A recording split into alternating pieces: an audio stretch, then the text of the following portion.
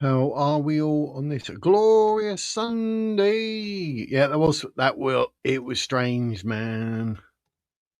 I'll tell you, are you sure there's not one overlay and it sort of come on and it appeared over the next overlay, which was the video? That was really weird. Phil sent me a WhatsApp. It was strange. Literally just saw it. Like I just saw it before I went live. Well, that's good timing. No, that was strange. Like, yeah, weird. I had a quick look on thingy and it wasn't there. I was like, technology. How are you, Phil? Enjoying your Sunday? Nice day off. The weather's all right. Still a bit humid. We got a weather warning out till Tuesday. I've got my coffee and I've got a big mug of coffee. I'm well and truly coffeed up, geese. So yes, I've had a stressful night. How you doing, man? Monkey Seeds. Hope you're well, my friend. Hope you're well. But yesterday was a blooming nightmare day. Well, I'll say day. At 8 o'clock PM, phoning like a lunatic, trying to find an emergency veterinarian. Absolute nightmare, mate. Trying to find a vet.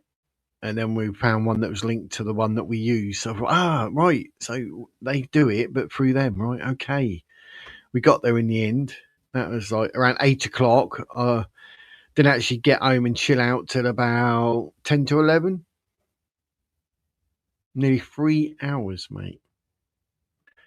3 hours. Had to drive up to the vets, sit there and wait God knows how long, hours. But yeah, absolute nightmare it was. But, I was gonna sort of chill out and watch NCIS LA, you know. Season 5, that's well old, but I do like it. And I was holding Merlin and he's all like, it looked like he was been drinking, mate. I was like, this ain't right. And then I went to lay him down and he sort of sat up and then sort of fell. I was like, what is he doing?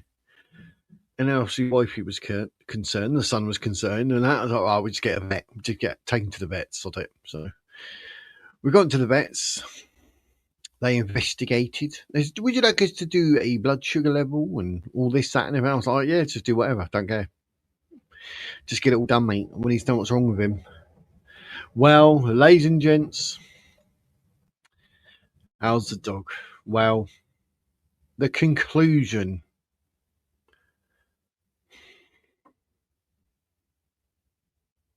Merlin,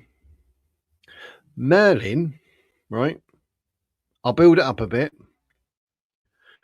After going to the vets, 3 hours worth, 275 quid we had to pay.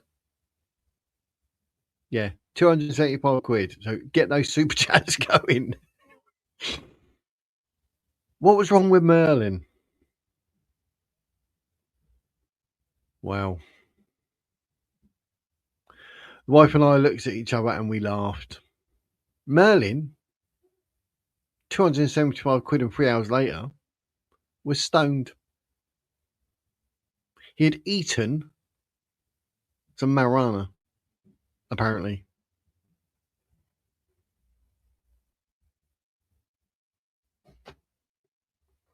So we've got some charcoal that we've got to give him every 4 hours. Put that in him, 7 mil, and wash it out of his system. But yeah, he was all wobbling. He was stoned. 275 quid to find out my Merlin was stoned. Bloody stoned, mate.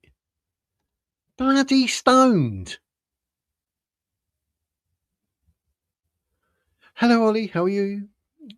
Just expressing how today I am going to be full on grifting for absolutely everything because I just spent 275 quid, spent 3 hours messing around the veterinarian to find out Merlin was stoned.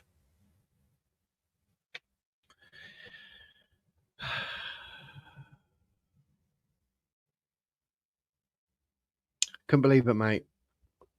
We've got a granddaughter here. I've got my son. They're all getting upset, going, oh, what's wrong with him? Don't know. I was like, it's like he's drunk. He's like Muhammad Ali, like his head. So what's going on? He couldn't. Oh, I was like, he's going to have to go to the vets. He'll have to. Yeah, we took him there. And the woman's like, would he have access to marijuana?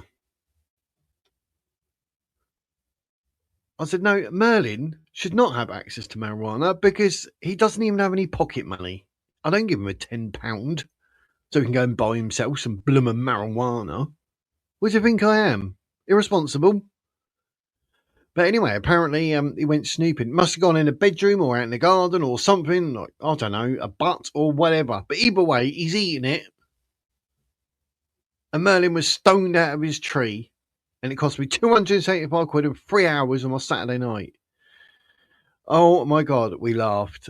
We were in the vets laughing, like more out of relief because I thought like neurological or something. I said something's wrong with his brain and he looks like he's drunk. So I was right. I couldn't believe it. Yeah, it was hilarious. £275. Oh, yes, Jake. £275 and 3 hours last night. Emergency veterinarian to find out my dog was stoned.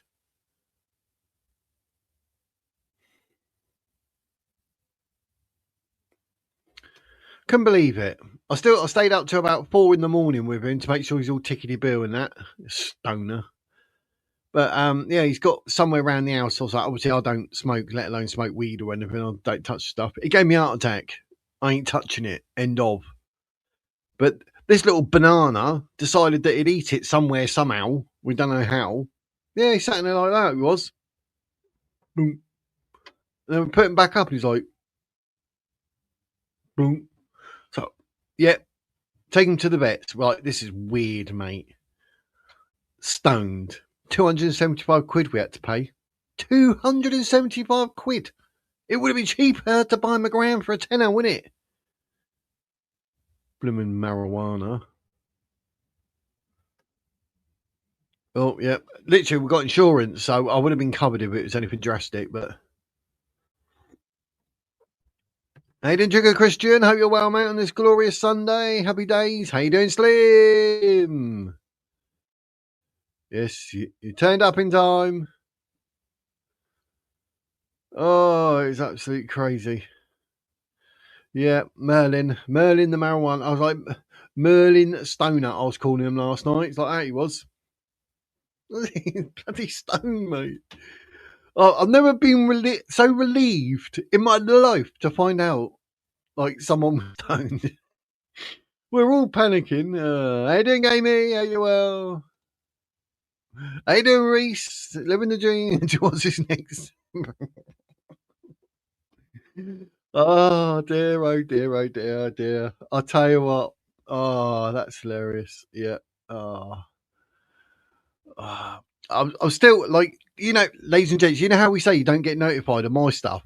I don't get notified of Reese either. STB90. It's Reese's Corner on YouTube. Check it out. And what I call a natural channel. It's just like, put the camera on, let's talk. It's really cool. But I never get notified. Never. And every time I go there, I think last time actually, I think you might have had a week off. That's weird because I had a week off, didn't I, at the beginning of last month, just to chill out. But I just don't get notified. It really annoys me. I hate missing out. Like, oh, you missed 3 lives. I'm like, no. Like what Ollie was saying the other day, like, oh, I feel like I missed out or something. Oh, yeah, it's annoying. But yeah, I get that with Reese's Corner. It's really annoying. Really annoying. Really annoying. He's been fishing lately. My son does fishing, carp fishing. He said to me to go one time, but I'd take all my stuff there. Look, I'd actually paint the landscape. But yeah, thanks for that. I appreciate that, mate. Towards his next bag. That's hilarious. So, oh dear, yeah, full on grifting today. I've got to try and recuperate £275, ladies and gents, to find out my dog was stoned. Maybe one of Merlin's friends gave it to him. Yeah, but the funny thing is, right, he's still got till next Wednesday. We're not allowed to take him for walkies or nothing. He's had his injections and we had to wait 2 weeks. And it was 1 week on Wednesday. So next Wednesday we can take him out. So, if he starts getting some friends, it might become a regular occurrence, mate. I'll see what you're saying. Like your picture, there's going to be a sting in its tail, innit? We're going to have mates. Bloody Chihuahua. They said because he's so small, he's like a toy breed. Like, it doesn't take a lot.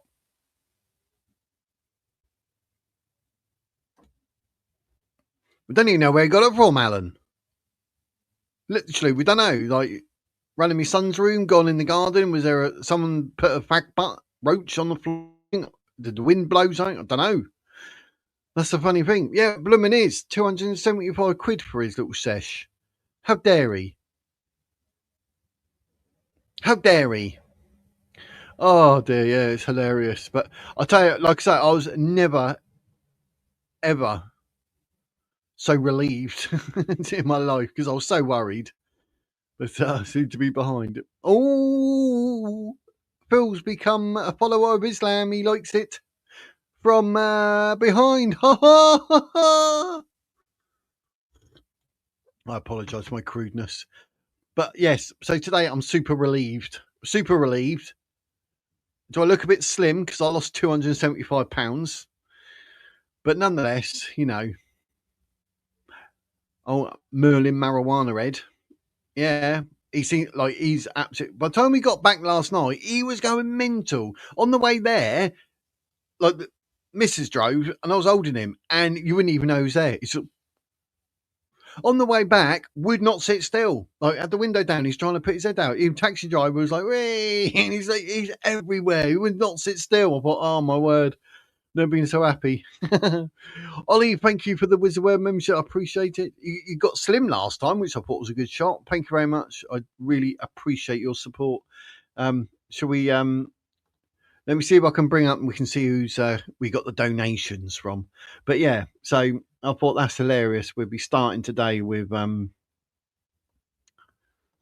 Merlin's little chat because obviously I didn't have time to sort any question out or nothing, hence why it still says what do you think? Answer live. Like, what do you think? What, when, where, what, how? So you can leave it open if there's anything you want. Andy Burnham going on tour. I'm an idiot. Andy Burnham, what an idiot. Who we got? Who we got? Who we got? Oh, Andrew, Jane, Lady Fraggle, oh, Sharon Ray. Oh, that's good. Oh, Ragnar the Viking. Yes. Tracy and Sean. Oh, you got loads there, Ollie. That's quality image. Image shots. That was good spell. That was a good spell. So yeah, that was good. That was good. That was good. But I've done two adverts, ladies and gents, today. I've done two adverts because I was hoping to I don't know if I can load it up as like an intro outro thing, but I got and that I made for my new business. And connect me headphones first. I will be putting the the link, so you can come and join and come and join here and have a chat if you wish and talk about anything. Oh, I'm not bothered. We can talk about whatever you like.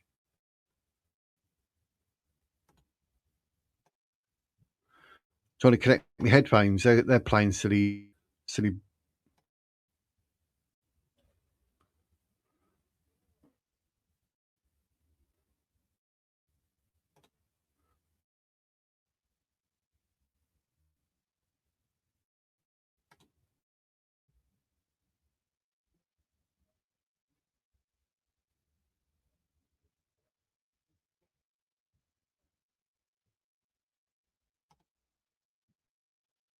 Oh, I was clicking the wrong thing.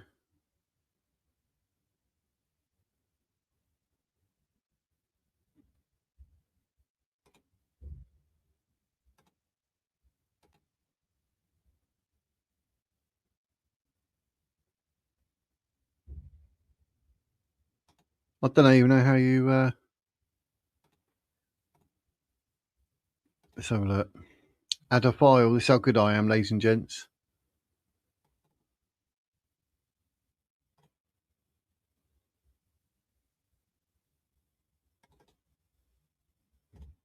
Oh, here we go. Yeah, I'm uploading as we speak. Ooh, uploading. Here we go. There's two ads there. You can tell me if you like them or not. But I'm using them anyway. Oh, what's going on? Headphones are being silly. Oh, I turned them off instead of on. Wiz, sort it out, mate. But yeah, that's always what I pay every month. No idea. No idea. Hello to everybody. How are you? Grace is in the house. How are we? How you doing? Yeah, you all missed the story about Merlin. My little chihuahua got stoned. Cost me 275 quid and 3 hours at the vets to find it out. So yes. Yes, as always, Ollie's is very, very generous. Beautiful young lady. Thank you very much. Not a problem, mate. Not a problem. I always shout out good channels because, well, if I'm following it, it's going to be a good channel, isn't it? It's as simple as. So, yes.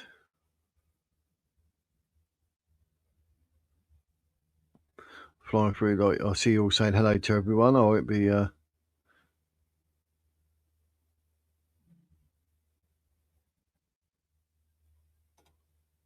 Very, very, very slowly. Hence, we got like a charcoal thing, 7 mil. Got to give him every 4 hours, and it'll help clean it out.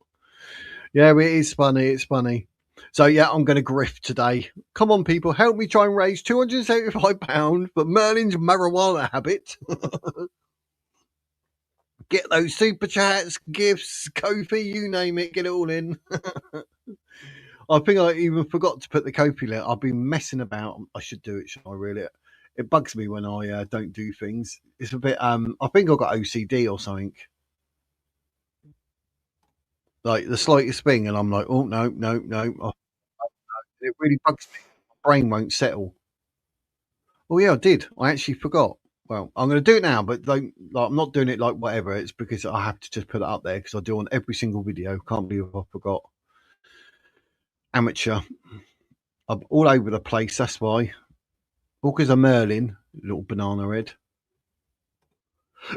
He's a little banana, isn't he? Eh? Yeah, I'm just putting this up. It's got to go in the blooming chat, and then I can highlight it and put it as a pinned thing. So don't worry, I'm not doing it like hint. Well, I am. Bloomin' Merlin is marijuana. There we go, pinned it. Right. No, it's see that's why I do it beforehand because I don't like people seeing it. But yes, Ollie, it is funny to be to be fair. I've never been so relieved. But yeah, 275 quid in 3 hours to find out who's stoned. I was embarrassed, but I was relieved, and the wife and I were just laughing. Yeah, I know. That would be certainly wouldn't be something to be sniffed at. Chihuahua Kush. Yeah, dude, where's my car? Yeah. It was funny. Oh, the woman even at the thing is like, Merlin. We're like, yeah. As in after the wizard. And she's looking at me and I'm like, yes, they call me Gandalf. She went, oh, I knew it.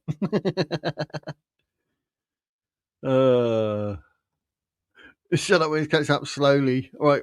Everybody wait for Phil. Come on. Oh, dear, oh dear. Yeah, a stone chihuahua or whatever next. I said to the missus, oh, well, we're going to have to talk about that today because that's hilarious. I've never been so relieved. Well, good in the hood. I always say that I do. Isn't that weird, Ollie? We must be around the same sort of age or something. You're probably younger than me, actually. But yeah, oh, some of the things say, well, good in the hood. Yes. Nelly, Nelly, Nelly. So good, they named her 3 times. Yep, the Queen of the North. I'm off for a quick Merlin.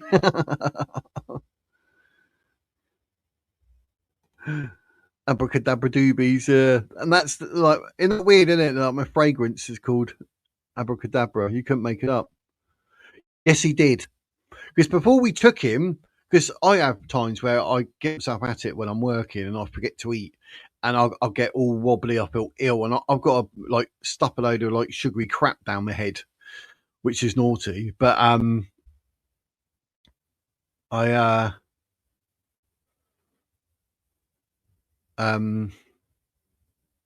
But I wonder if Merlin's got low blood sugar. So I gave him a load of treats, and the woman said, like, that's probably a good thing because it like low blood sugar because he's stoned. So yeah. So, do you have anything to do with the creation of the sensories? Yes. Yes, I do. I do like to, because the people can say like, "Oh, we got this," but I'm like, "Yeah, but I want more of that." Do you know what I mean? So I want it unique. So yes. So yes, you got to be. You can't just buy like generic off the shelf. Do you know what I mean? You've got to have it. So like, I like to see what's in it, and there'll be a certain 1 or 2 cents, and I'm like, right, what we want to do with these is actually enhance them to create blah blah blah. So that's the way we go. I pay my electricity bill. I have solar panels. They pay my. That's why that's how you do it. Why? Thank you. Probably, mate. Probably. Yeah. But I don't get it because there's hardly any here. I don't get it. Do you know what I mean? It's crazy. That's weird because I even said to my son once it'd be cheaper if you bulk buy, which he's like, nah. When whatever. Grow your own, mate. A song like that, but can't say too much on YouTube, mate. But yeah, that's a good idea. It would be cheaper before my heart attack. I'm broke sentiment. Oh, getting a copy yet? No worries, mate. Blue hours. That deserves a duff. Oh no!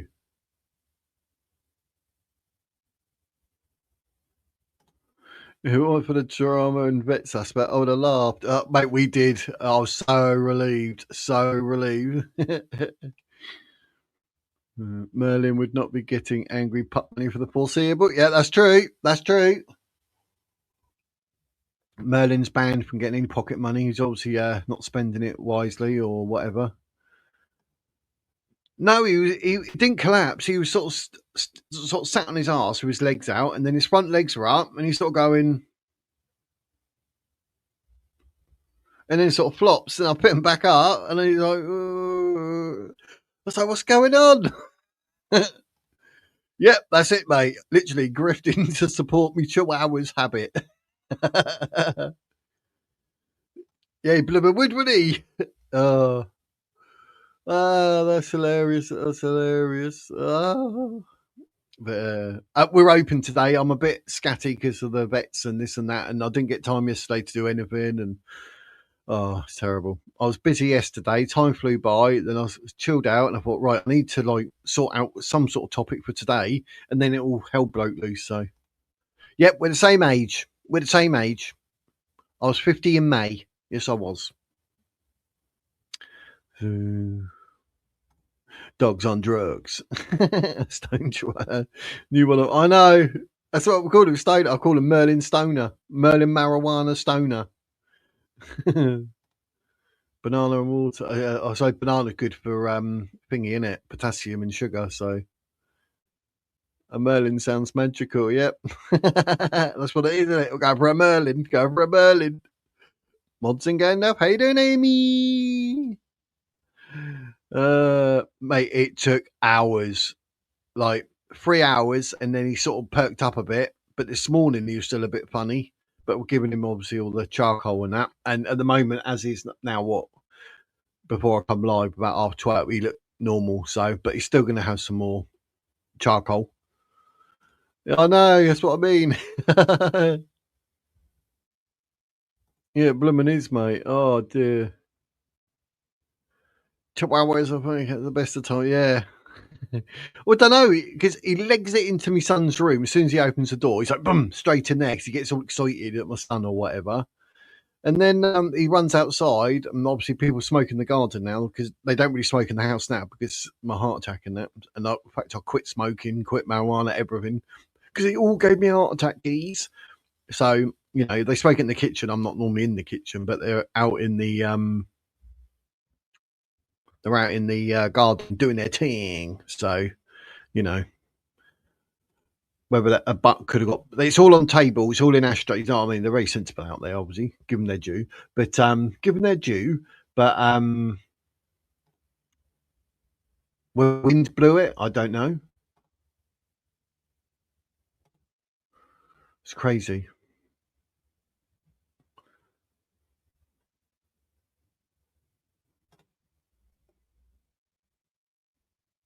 Slim on Kofi. Slim. Thank you very much, sir. I really appreciate that. It's not come up here, has it, for me to click on it? That's annoying. Slim has just done a Kofi for probably for Merlin. Get my G. Thanks, Slim. I appreciate it, mate. Where there's no normally comes up here so I can click on it, but that's annoying. But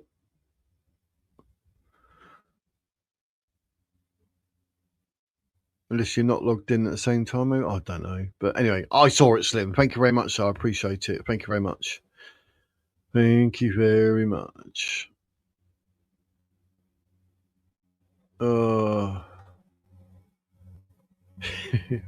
Talk about anything, mate. Talk about anything. I'm going to show you 2 of my adverts that I created. But on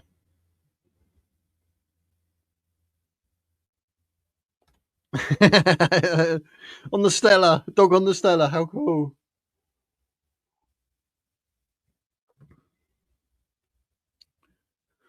Oh, classic. That's all we need. You know, things happen. Dog with a bit 2 parts of his son. Yeah. Yeah, stone a dog. Yeah, I can't. A chihuahua getting stoned. Like, yeah, but I'll tell you what. If it wasn't for the fact that it cost 275 quid to find out, it would have been full blown hilarious. But it was just hilarious. So you want to talk to I can tell you about my tooth that I'm eating at the moment. So yeah, I tried to get hold of Bobby, but strange. But 2 experiences. Oh, that's very strange, isn't it? Having 2. Blooming hell. Pushing your luck, love. But 2's better than none. Because people are jealous.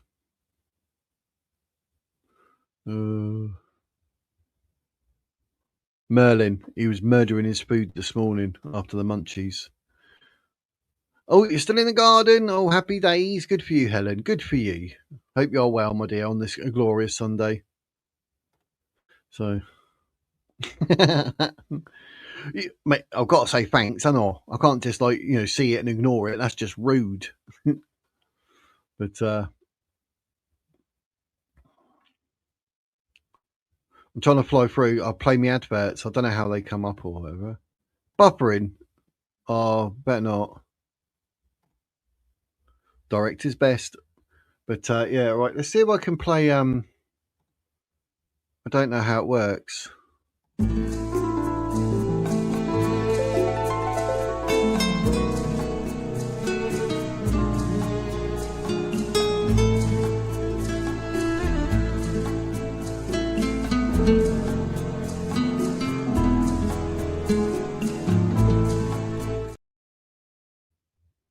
Oh, that's how it works. I pressed it and it just cut me off. I was like, okay, then. I've done that one. What do you think? Oh, yeah, is it? Is it? I'm warm here. I'm not drinking coffee because I'm a bit of a loon. But yeah. It's supposed to be a heat warning until Tuesday 9 p.m. or something, they said. I think it was. So that's crazy. It's going to get hot, hot, hot. So yeah. That's like I've loaded the videos up. I was thinking, I wonder if I can do it as a sponsor of my own videos. It sounds good. A quick word from our sponsors. It might be this end, to be fair, Nelly. Like, how many times have we had issues here when I'm paying for full fibre? So yeah, it had the look and the feel that I wanted. I was quite impressed with that. I've got another one. I will play it in a mo. You missed it. Right, I'll play it again. Right, this is my first attempt at doing an advert for Castle of Wizard. But basically, I've done another one. It's only 19 seconds. So yeah. This is like, because I'm doing a pre-order, and if you pre-order, you join the Castle Club. But I thought, right, okay, let's just get used to the software and that. Like, I do use it for some YouTube videos, but not to this degree. But yeah, all the effects and whatnot. But yes, right. This is my first attempt. This was, so it's good. But yeah, let me know what you think. Let me know. Let me know.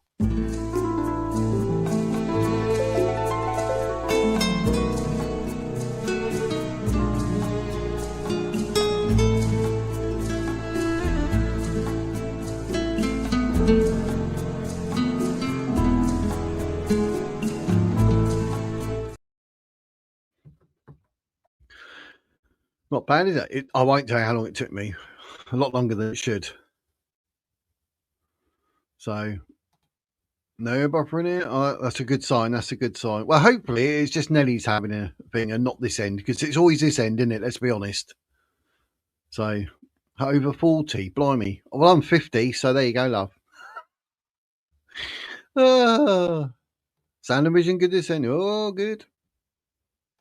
What the heat done it? I see the grapes and that are good, isn't it? The grapes are good. Very millennial. Millennial, yep. That's for my new business. Yep. I'll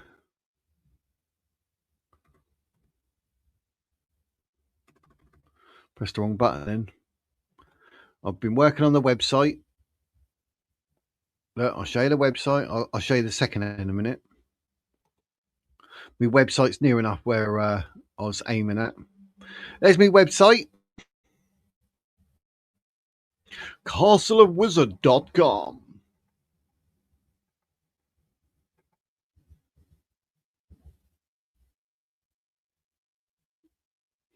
So yeah, it's all good.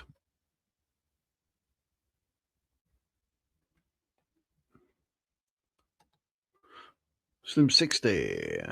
60 and wise with wisdom, Slim. No, you're not. But then you see the tower, you could be 50 stone. Oh no, it's just that you said veg. Remind me of, I saw on the news they're saying, "Oh, grapes are going to be all sweeter. Oh, we're going to have lovely wine." I remember that. So I was like, "Oh yeah, they're putting a pro spin on it." No, I don't buy any crap food like that. Spent a few hours tying up and pruning leaves of my tomatoes and stuff. They really come along nicely. I love this weather. Yeah, tomatoes, homegrown tomatoes. Yep. Would you ever do interviews with people? I'd make a suggestion of Douglas Deutrich, but not sure if he would ask for a fee. He has a lot of woo-woo info.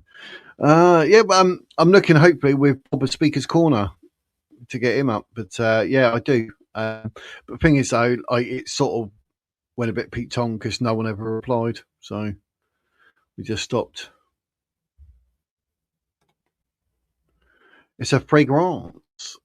The Abracadabra is a fragrance, high-end luxury fragrance. Gandalf is a beard oil. And Spellbound will be a fragrance for the ladies.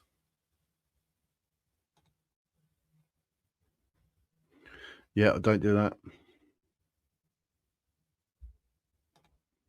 Going my laptop for the first time, might be the last. Back to the TV and phone. Yeah, stick to what you know, innit? But yeah. But yeah, the website's rather cool, isn't it? I like it. Black and gold like the product, but yeah. Oh yeah. Oh yeah. But right, where's the other ad? You've seen the first ad. This is the second ad. So let me know what you think of this one as well, guys.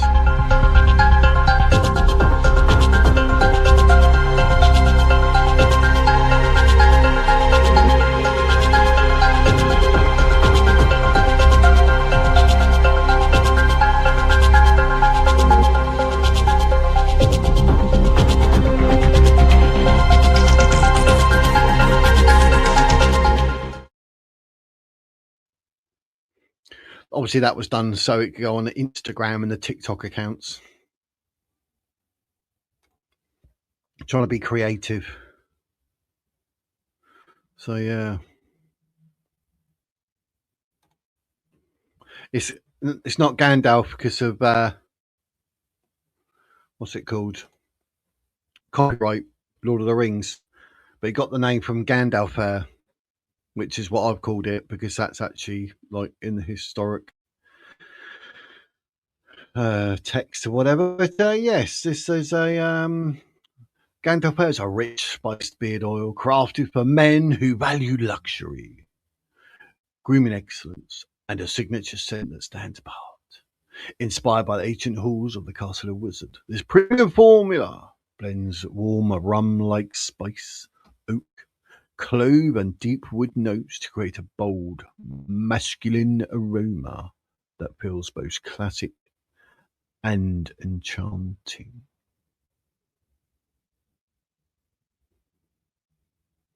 Quite good with words, and all that.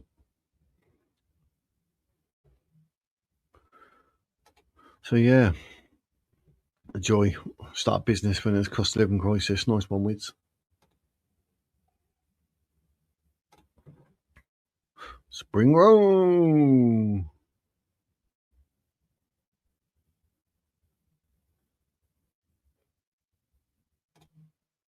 Yeah, there's an R on the end. Gandalf.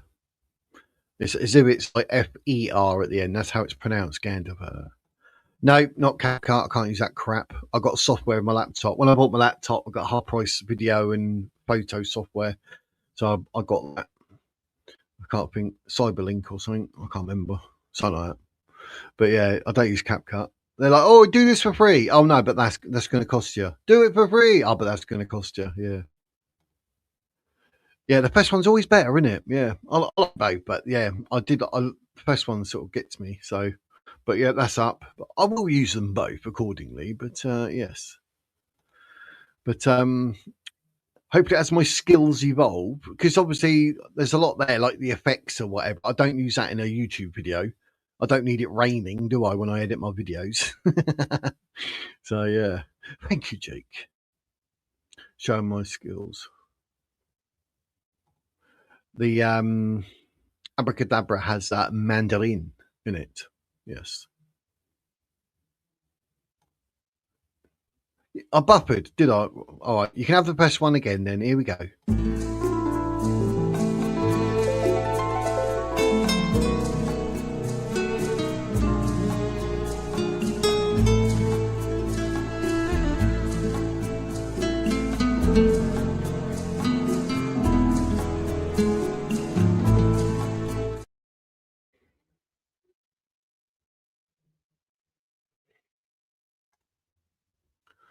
Oh, happy days.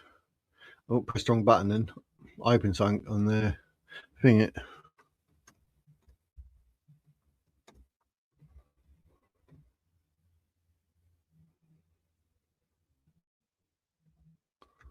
Keep putting the wrong things on the thing.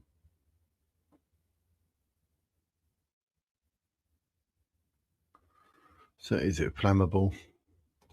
Of course. Yeah.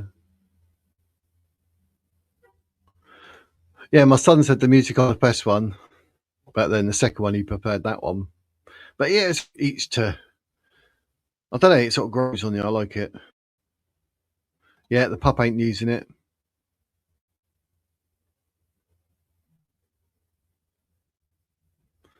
So yeah.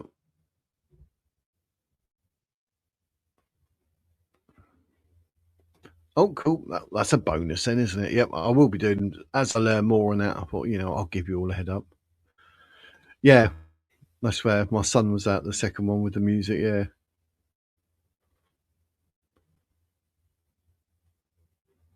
but it's all good. Right, let me put the link up before I forget because I've done that last time. And Slim's like, "You forgot the link, mate."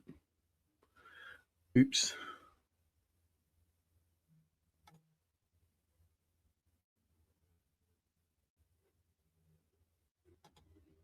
It's all happy days. So yeah, if there's anything you want to talk about, call in.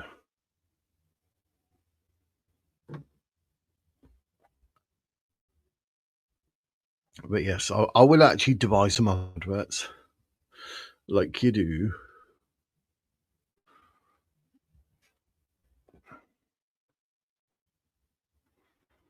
Actually, like I need to film something, don't I? Go to a castle. But yeah, it'll be good. But yeah, I mean, they're not bad efforts, are they? The best ones, like I say, like, you know, when I do YouTube videos, I'm not like, oh, I need the rain effect and oh, I need music overlay. It's not like that. It's a bit different. It's just like cutting and literally edit. But if I need to do it in a video, that is. But with that, it's literally like the pictures and then doing absolutely everything. So it was a learning curve. It was a learning curve. So yeah, but at least both of them are likable. So I've loaded up the first one on TikTok and on X. Yes, I do have TikTok, X, and Instagram with Castle of Wizard because research showed that they're the ones. Not interested in Facebook, not in the slightest. Not in the slightest. Not in the slightest. So yeah, not a fan of Facebook. Never have been really. It's like, so because I had one for this page for Wizard Words, I had one, but I never go on it now. I just ignore it. It's just pointless. I post something and no one sees it. Don't even get a like. And it says like 0 views. You're like, well, that's very social, isn't it? A bit like X, to be fair. That's a bit. But yeah, but I have got a what's it called? I'll show you the.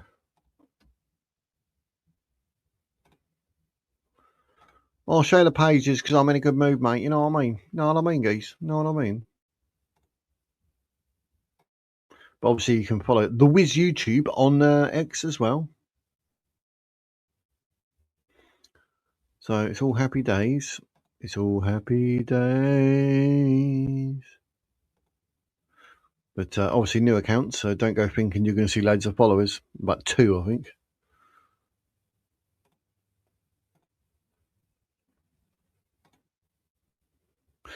Castle of Wizard on X. Whee! It looks nice, doesn't it?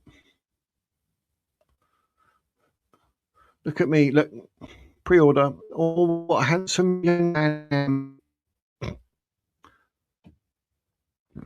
There's a video I said that. I posted that up.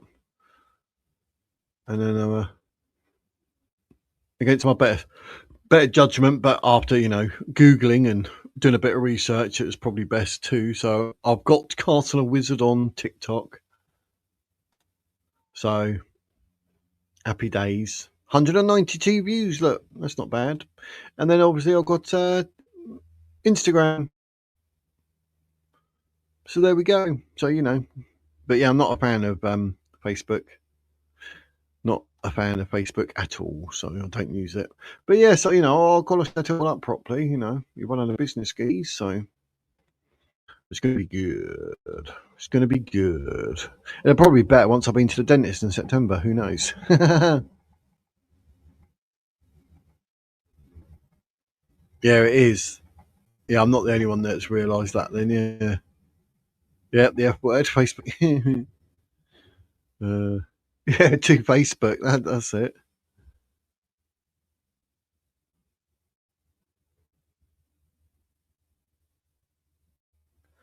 No, not a fan. Not a fan, geese. Not a fan, geese.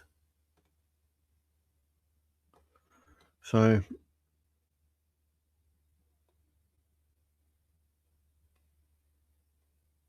I did.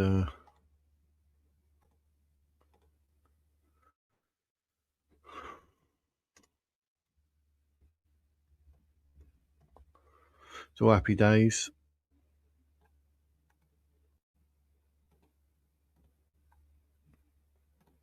Oh, missed the new comments in.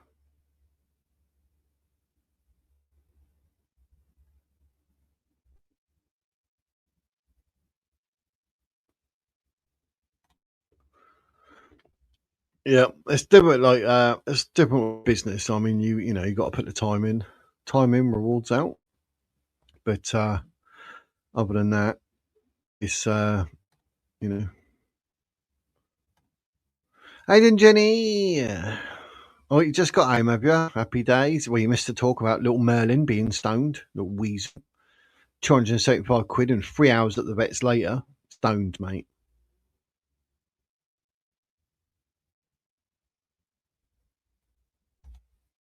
Is that kind of poo they speak?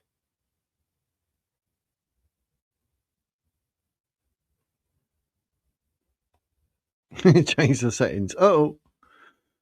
So, yeah. But Jenny's in the house. She's just got home. Oh, happy days. Slim's in the back end, just sorting himself out there. Happy days. Yep. J.R. Tolkien, the reason I can't use Gandalf, he took it from Gandalf and actually invented Gandalf as a name. Well, Merlin, I can use Merlin. That's in history, blah, blah, blah. So there will be a Merlin range. I've got to do the Abracadabra range, get that beard oil, and then I'll do some stuff to add to Gandalf there to make a little, little set. So there'll be 3 or 4 products that I can call Gandalf there, and then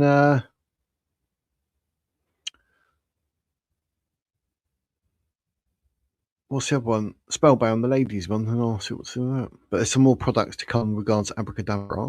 So yeah, so it won't be just one high-end luxury fragrance. There's a few other products to go with it to make a nice set. So yeah. But yeah, Merlin will be added to the range.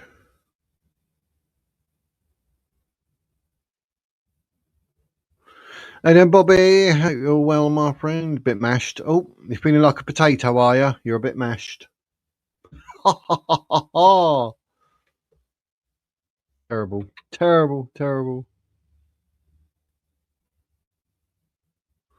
So yes, I will keep putting the link up. I will remember. But happy day. Are you ready there now, Slimmeroony? Wait, because he's just getting himself organised. I don't want to put him up when he's not ready. Yep. Oh, we got a double thumbs up. Happy days. How are you doing, sir? Yep. Oh, we got a double thumbs up. Happy days. I can hear me saying happy days. Oh, I hate hearing my own voice. But yeah. Hey there, son. Okay, thank you very much. And yourself? I'm good, mate. I'm good. I'm relieved. I've lost £275, but I'm relieved. I'm happy. So that's all that matters.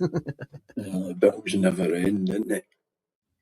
But yeah. Since you're talking about cash money, a motorcycle I own had to go back for stuff.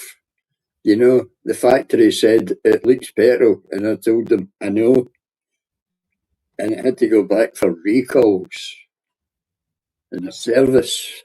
And oh my God, the money it costs you to deal with these things. I've suffered open wallet surgery this week, I'll tell you. Yeah, nothing's cheap. Nothing. And you've got to tax it, you've got to MOT it, you've got to give the people money, and then 25 quid to fill it with fuel, and you're thinking to yourself, I'm 1,400 quid out of pocket, I've not drove a mile on it yet. Yeah. Yeah, it's terrible. It's money.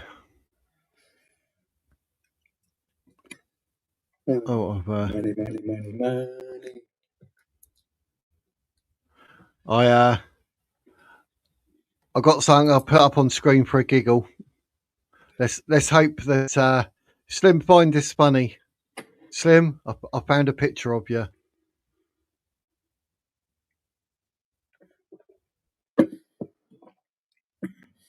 It's me! Bev Craig, the new mayor of Greater Manchester. I think I looked like that when I was about 13. Without the glasses. Yeah. I didn't have the glasses when I was 13. She ain't got a clue who she is, though, has she? Let's be honest, she thinks a woman can be a man and a man can be a woman. I mean, help me, Lord, help me. I told you last time I was on here, I don't understand any of that nonsense. The lesbian, non-transgender, non-binary with a boyfriend. And you're trying to figure this out in your head, and you're saying to yourself, isn't that just what a normal woman does? a woman with a boyfriend is just like normal, but they've got them Yeah. non-binary. They just talk a lot. That's always. Yeah, it is. It's all that look at me and I'm special and give me sympathy or something. I don't know what it is, but yeah, does my head in, mate. I think they want to be seen as special, you know. I hear them right, and I think to myself, these people, they're just sad. I think that a lot of people, right? I think it's not uncommon. I'm not going to go on, but I think a lot of people could be having a better time, just be changing their ways a little, you know. Yeah, I think social media and everything, and how easy it is for people to put stuff up and have a voice. You say, like, if we took all that away, all of the whole woke and man could be a woman thing would have just like it would have literally just been like a fart under a blanket. It would have just come and gone. But because Yeah, well, everyone's loved nobody would have it, heard about it, would they? yeah. But you mentioned Check- social media. Social media has given people a blanket to hide under where they can be basically be a dick. They can be a dick for a distance, and there's no like recourse on it, right? People, you can actually have or try to have civil conversations with people that are just awkward and silly. Yeah, you Yeah, know you're wasting your time, but they're probably sitting behind their screen or their phone with a gleeful face, chuckling away to themselves like they're having a great time. And you think to yourself, what a pointless experience. yeah, You got to yeah. I excuse remember. me, I'm not on top form today. We both took a Slurpees there at exactly the same time. About that. Quite right. But Harmonious. literally, like I've been here and everywhere because of Bloom and Merlin, so I didn't even actually have. I've got no question in mind. I've got no news story in mind. I was like, well, we just have to go live and then we talk about whatever. So, literally, you can bring up any subject you like, mate. We're just going to go with it. Simple as. Well, let me think of a subject. I was hoping you would have one. I really put myself up in case Good. nobody else did. Maybe it'd be nice if other people that are so vocal in the chat at times would come up and share their voice with us and give us an actual opinion. Maybe even have a discussion or debate if it's. I would come on and debate people if it's all they've got to give. I don't like debating, but I'm quite sure I could give people an argumentative debate if I felt like it. Yeah, I mean, I suppose really, like it's more of a sort of discussion, really, isn't it? You're not debating; you're both sort of getting your views across and sort of answering what each other said. So it's sort of like a debate, but because it's a discussion, unless we set up a debate, then yeah, hopefully it's a bit more civil and whatnot. But it goes where it goes. So Well, some people consider all sorts of things a debate, but a debate is a confrontational situation, isn't it? yeah, but I'll keep link up. I don't know if anyone else will click on it, but one thing I did see this morning, because obviously I had to tweet and say why. Well, said my bit, but said Andy Burnham's going to be like going on tour of the UK to find out what good and what the people want. I was like, for you to quit and for Labour to bugger off because you've literally done nothing. You're a danger to this country and its people. So how about you quit? That's what you want to do, mate. So I tweeted that because no one will ever hear it or see it. So, but that's my opinion. I can't stand the Well, bloke. your opinion's valid. I think we'd all be better off if a lot of the politicians done just that. Nothing. But they're too keen to impose Yeah, new laws and rules on you, increase your tax burden. It's, I know we have a system that's well established, But our system's now become corrupted. And it seems to be that people that burn them get in. And for instance, David Lammy. Now, David Lammy got into power and he spent millions on food and hospitality. Yeah. That's our money. They're living lavish lifestyles on the backs of people that can't keep their cars on the road. You know what I mean? Yeah, I think it's about 5 million, wasn't it, or something? Taxpayers' money on all that. Like I ridiculous. don't know what it was in total, yeah, but the total was rising daily. And look, Burnham travelling about the place. He's already been in the job a few weeks. He's gone on holiday. Now he's going on the Kissing the Tarmac tour, you know. Yeah. Maybe it would be better off with him doing that rather than actually trying to change things. Because it seems every time they try to change things, they change it for the worse. Yeah. Yeah. But, I mean, Andy Burnham can't run a country when he's doing like 39 TikToks in 3 weeks. You can see he's trying to be a social media star, prat. If he raises his social profile, he'll get a lot of jobs and speeches and such like after it, won't he? Yeah, but it's all about him. The after dinner scene. Yeah. Yes, I'll come and do a speech for like 10 minutes and you can pay me 10 grand because I'm a former PM. It's rubbish. Yeah. I think that's what these people do all too often. It's like we had Nicola Sturgeon, right? Now, for our supposed being the mammy, Scotland's mammy, and all the rest of it, see when you see what she's actually done, what she's done is line her own pockets. And I really like to think that she would be held accountable for what's been on between her and Murrow, the party. And I watched one of these channels. I'll give them a shout out and you can all have a laugh, called The Two Davies. And they're just like Scottish SNP cult members. See when you hear their opinions, they're totally delusional. Yeah. And so many people support a group, irrespective of what group it is, and all they can do is push the narrative. There's very few critical thinkers among these people. That's how cults form, right enough. They get people that aren't critical thinking. Yeah. But I think Sturgeon, well, surely she's been ruined. What was his name? Peter Merrill or something? I can't remember his name, but and I find it quite hard to believe that she didn't have an absolute, like, not even an inkling something was going on there. So there's absolutely no chance she was blind to what we know. All the finances were running through her own house. And now that she's done with Scotland, how great Scotland is, and what we're going to do for Scotland, Scotland this, Scotland that, Scotland that.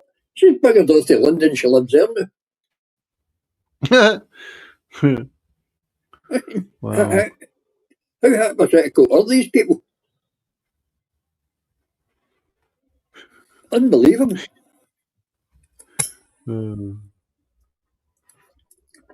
Classic. I'm going to ask if the chat's got any questions they would like answered, they can push them forward and I'll monitor it on screen and we can answer their questions because yep. If they want to say anything, to pick on today. The only thing I would like to ask is if people have got ideas for the next Freaky Friday, they can push them forward. Maybe you could put it to a vote and that'll give you some time to prepare.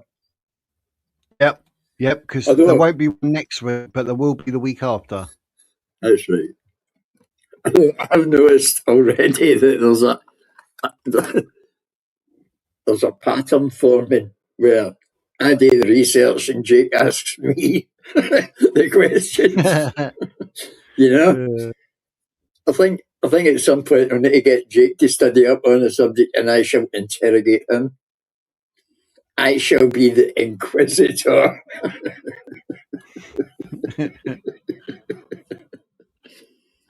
I will give the who, what, where, why, and when of it. I shall just recycle those, and then I shall use the Socratic technique and say why, how, where, when. Yeah, I will. What we're at the moment? Oh, that done help. I was going to say I could have gone onto the page where I put the post up. I thought that'd be good. We'd be able to see the votes, and maybe whoever's in second position, we could do the honours. But look, UFOs and Bigfoot are both on 21%, so that done help. The Bigfoot looks to be topical because someone in the chat is keen on the Bigfoot story. El Sasquatchio. Sasquatchio, yeah. Yeah, I mean, Bigfoot would probably be a good one, maybe. So, possible. But yeah, we'll have to see. We'll have to see what people say. If anybody recommends anything, then recommend it. How you doing, Jake? I'm very well. How are you? Relieved and skint. I think that me and Merlin should hang out more. Yeah, you probably get on. Oh, I'm lost for words at that. That was hilarious. Yeah. Fat Freddy's cat was famous for it.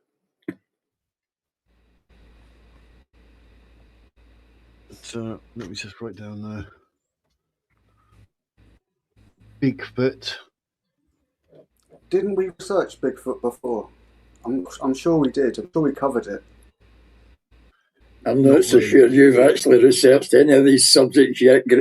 I've watched a pattern form, and I've said to myself, Jake has done no research whatsoever for this. He's just going to question me to death. As if I would do. Well, pattern recognition is something that humans are good at. Yes. No, I did plenty of research on Nest Monster. Yeah, by asking me. So I do like to have a look. I don't like to say, this is this and this is that. I think it's important to give other people a voice. Absolutely. I shall be the voice and I shall ask the questions. I have studied studying. I shall ask the who, what, where, why, and when. The only one. Right, the poll's up. Bigfoot or someone else? That's simple, isn't it? Because if it's someone else, then I can put up a different question in my community posts, so people can choose. 1 for Bigfoot, 2 for someone else. So let me know. That's one way. I'm going to go Bigfoot just to keep Grace happy. I'm going to say, what about people who died at 27? Oh. Number 27, or the age of 27, or Bigfoot's winning it. At least Bigfoot's got several votes. Hi, Bobby. We discussed the entire history of Bigfoot last time. It took precisely 10 seconds. It's bull. Well, what about the bloke with the DNA, though? Ooh, who knows? Yeah. But yeah, we'll see. But there's loads of ones. Grace, look, 1. That's decent, Grace. Oh, no. It's actually quite close. Something else is winning, so there we go. But yeah. Something else is coming in a close first. No, I can't put that up. It covers Jake's face. Mind you, that might be a good thing for viewers. There you go, Jake. Sorry, mate. No, not really. How are you doing, Bobby? I am doing very well, Wiz. Hello, everyone. Good afternoon. I thought, let me just get my skates on, get downstairs. I was gonna put the camera on in the bedroom, but I thought, it's a bit dreary and dark in here. Probably ruin the thing. So let me just get out to the car. It's a bright day. It's bloody hot outside. you know what I mean? But yeah, it's good to see you. It's been a few months, Slim, Jake, Wiz, you know, since we were all on the same Yeah, screen together. yeah. You're People miss looking us. well. Am I? Yeah. Probably all that not eating I'm doing, all that starving. Well, that starving's certainly So put is on a few everyone? pounds, I think. Oh yeah. Yeah, man. So yeah, I see you guys started off a few things to talk about. You're talking about this Freaky Friday thing as well. I don't know. I mean, you guys have covered a few topics on that over the past. UFOs and all of that as well. I think the only thing I'd say about this type of stuff is that some of them intrigue me a lot, and these mysteries and that, and some of them not so much. The one I don't like, I'll be honest, yeah, but I liked it when I was a kid, but I realised now this one's like probably not going to be true at all, and that's your one, Slim, the Loch Ness monster, Lockie. I always thought that one was, you know, it's probably going to be not real. Do you know what I mean? Well, if you watch the show, we all agreed it's a lot of piffle for the tourists. Yeah. Yeah. But yes, I know the only other thing I want to mention, I suppose, today. I came to that conclusion after doing my research, Bobby. Yeah. Mr. Slim up here seems to like to think I did too. I'm only going to evidence. You know, I mean, I'm only using evidence. Sorry, Bobby, I interrupted.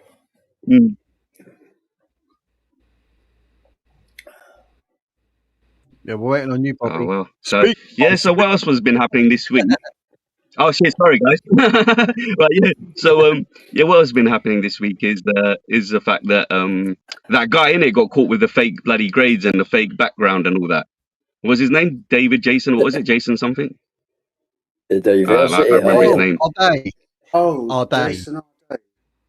Yeah. The smart. Yeah. Right, which brings me perfectly on to one of the points I moaned about a few months ago on your channel and Lubna's channel about the education system, class system, the virtues and honesty and integrity of a person, all that kind of stuff, right? All going out the window. And this is why I was moaning that someone like me, let's went to a bog standard school, bog standard college, bog standard university, from a single parent family, that's done well enough, or, you know, better than probably expected of someone in my situation, let's say, right? I'd say at least that, right? Now, the reason why I say that is because when I was young and I tried to say something or say a statement or say anything, so why are you saying that for, Bob, man? Who the hell are you to say that? Oh, you ain't got a degree, you know what I mean? You're not educated. Like, how could you say that? And, you know, even with like, it could be anything. It could be like religious knowledge. It could be car knowledge. It could be anything. And I was thinking this is a real boundary here where people kind of like don't listen to each other, and then they listen to a qualification or something, and sometimes it's all jumbled up, like, you know, with the jibby jabby, the vax and that. People listen to experts and stuff, and then obviously they were lying and they were getting commission off of what they were doing, right? Now, to put that model on something like that is bizarre, because obviously if you come from like a retail sales environment like I have, you're kind of used to that language. But then people don't apply it to care or things like doctors or other industries and think that they wouldn't do that kind of thing or apply that kind of mind frame over that type of industry, let's say, whether it's health, whatever, you know. So that's that. So yeah, it's just annoyed me, you know, because this guy is obviously, but you know, when they first started bigging him up a couple of years ago, straight away I was putting up on social media, this guy's lying. There's no way he could have done all these things. Do you see what I mean? Because people don't believe me when I say I've been a manager for Lexus. People don't believe me, yeah, when I say I've got a degree and stuff. And it's like, oh, you like, look, hold on, I was told I wasn't allowed to speak about certain things unless on some level I've, let's say, displayed some kind of level of credibility, like from, so, you know, displaying that you're good at something, that you can achieve something. Fair enough, my degree was in digital arts and graphic design and that type of thing. So take of that as you will, right? Take from that as you will. It's worth what it's worth, I suppose, you know. Yeah, so I mean, I just think it's bad that someone like that got all the DEI and all the help and all the blowing the smoke up their ass, and someone like me got called a liar, and oh, shut up and get back in your box, Bobby. Oh, Bobby, you're making it up. Oh, Bobby, I mean, you're going through some kind of crisis. Oh, you know what I mean? You know what I mean? Oh, Bobby, have you got schizophrenia? Oh, Bobby, you know what I mean? Have you got ADHD? Have you got this? Like, just literally just slapping words on poor people that have got a voice, that want to speak out, that have seen things. Do you see what I mean? I just kind of don't agree with that. And this guy got all this Throughout my DI. working life, Yeah, throughout all my this guy working life, I've noticed that people a like lot for of him, man. people in positions of power exaggerate what they've got. Yeah, and this is the thing. People call me say to me that I exaggerate and I'm talking fluff, and I don't exaggerate. And I go, look, I said I work for Lexus. I only worked in a retail sales customer service, but I didn't flipping work for the top people. Where do you know what I mean? I was getting paid millions a year. When I told people I met Elon Musk, it's the same thing. Look, I met him in a retail setting. Oh, how could you meet him? And it's like, yeah, you know, I was working in one of the top showrooms back then. Like, people find that hard to believe. Luckily for me, for most of my jobs, I've got like videos and pictures of me doing my jobs, and you know the things I say I've done. So whenever I've like attended interviews or whatever, and people have doubted me, I can say, look, here's videos of me in half of these places, and pictures and that of me doing stuff. And the only reason why I had those videos and pictures because when I had my girlfriend, she'd always be like, "Oh, Bob, what are you up to? Oh, Bob, what?" You know what girls are like, innit? Right? So then I'd be like, "Oh, look, I'm doing this, I'm doing that." And this was before these smartphones, if that make sense. This was during the MMS days. So, you know, I'd be like, look, this is what I'm doing today. This is where I'm at today. And I just kept these things by chance. Didn't know it would save my reputation. Do you see what I mean? Moving forward, because people would say, oh, you're lying. You couldn't have done this. You couldn't have done that. And I'm saying, look, I'm not saying that I work for bloody NASA, mate. Do you know what I mean? I'm not saying that I'm James Bond. Do you know what I mean? I didn't work for Her Majesty's Secret Service. This is like pretty average to normal stuff, which is, I think, realistic. To, you know what I mean, to reasonably just maybe a bit above average with some of the brands I was involved with, you know, a bit of luck there or whatever. But anyway, my point is this guy, right, has been pushed up by the left, given all the DI help, given all the given all this support, right, and then even lawyers willing to argue for him to shut down people that were investigating him, if that, you know, this has come out as well. And it's really sad, you know, when I turn up to interviews with my degree. You know, when I pull up my folder, my degrees and stuff in it, they kind of snivel and laugh. And then I say, why are you doing that? Why does everyone always do that whenever I pull this stuff out wherever I go? I go, look, at least I can prove I've done it. And this is where I realize that loads of people are getting jobs and getting higher up and no one's checking their grades. Do you see what I mean? I might have only got a 2-2, but it's more genuine than someone that's saying they got a first from another country, which no one can authenticate, isn't it? You know, from a British university. See, when you look at the degrees that some people are getting now, it's actually ridiculous. Knowing that they've got a degree, but a degree in women in foreign films. I know someone that actually has a degree and it is titled Women in Foreign Films. That's their degree. They're getting degrees in such ridiculous things that, I mean, they're handing them out like Smarties in some of the categories now. I wouldn't consider that being free. I would consider that to be an aspect that could be within a degree. It's not of its own nature, its own subject. Yeah. Can I try to explain this another way? It's, you know, I like to use the car industry and football a lot with my analogies and like kind of way of like explaining things. But it's like with cars, for example, there's like, let's say 20% of cars out there, you know, and 20%, you know, where it might be Toyota, Lexus, Mazda, Honda, certain reliable cars, let's say it's 20% of them. Then there's like 20% of the diesel cars that are good, right? And then there's like maybe 15% of the electric cars that are only worth buying as well, if that makes sense. So I think what they've done with the degrees, is that they've got the genuine degrees that actually work, the product works, and it will get you a job and get you further. You know, let's say, especially if you've been through like a specialist school or something. And then I believe they've got the products that don't work. And they've left it up to the consumer to decide which one they want. Yeah? You know what I mean? So you could go out there and buy a flipping old Banger or a Peugeot or whatever, brand new, and it'll break down on you a week later, or one of these new Chinese cars, right? Or you could be like, you know what, I'm going to buy. People don't necessarily buy a car on its reliability. If everybody bought a car based on its reliability, people would only buy Honda or Toyota. Exactly.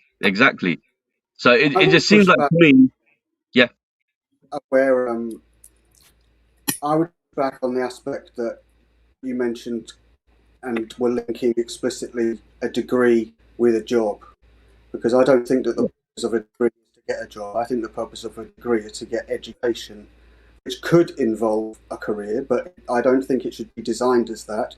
And I certainly didn't like it in schools when they would say that things like A-levels and degrees were about getting a job. Because for me, education is what it means, which the actual root of it means to bring out of. And so education is simply something that's bringing out of you. By putting knowledge in you, it's bringing out something from you.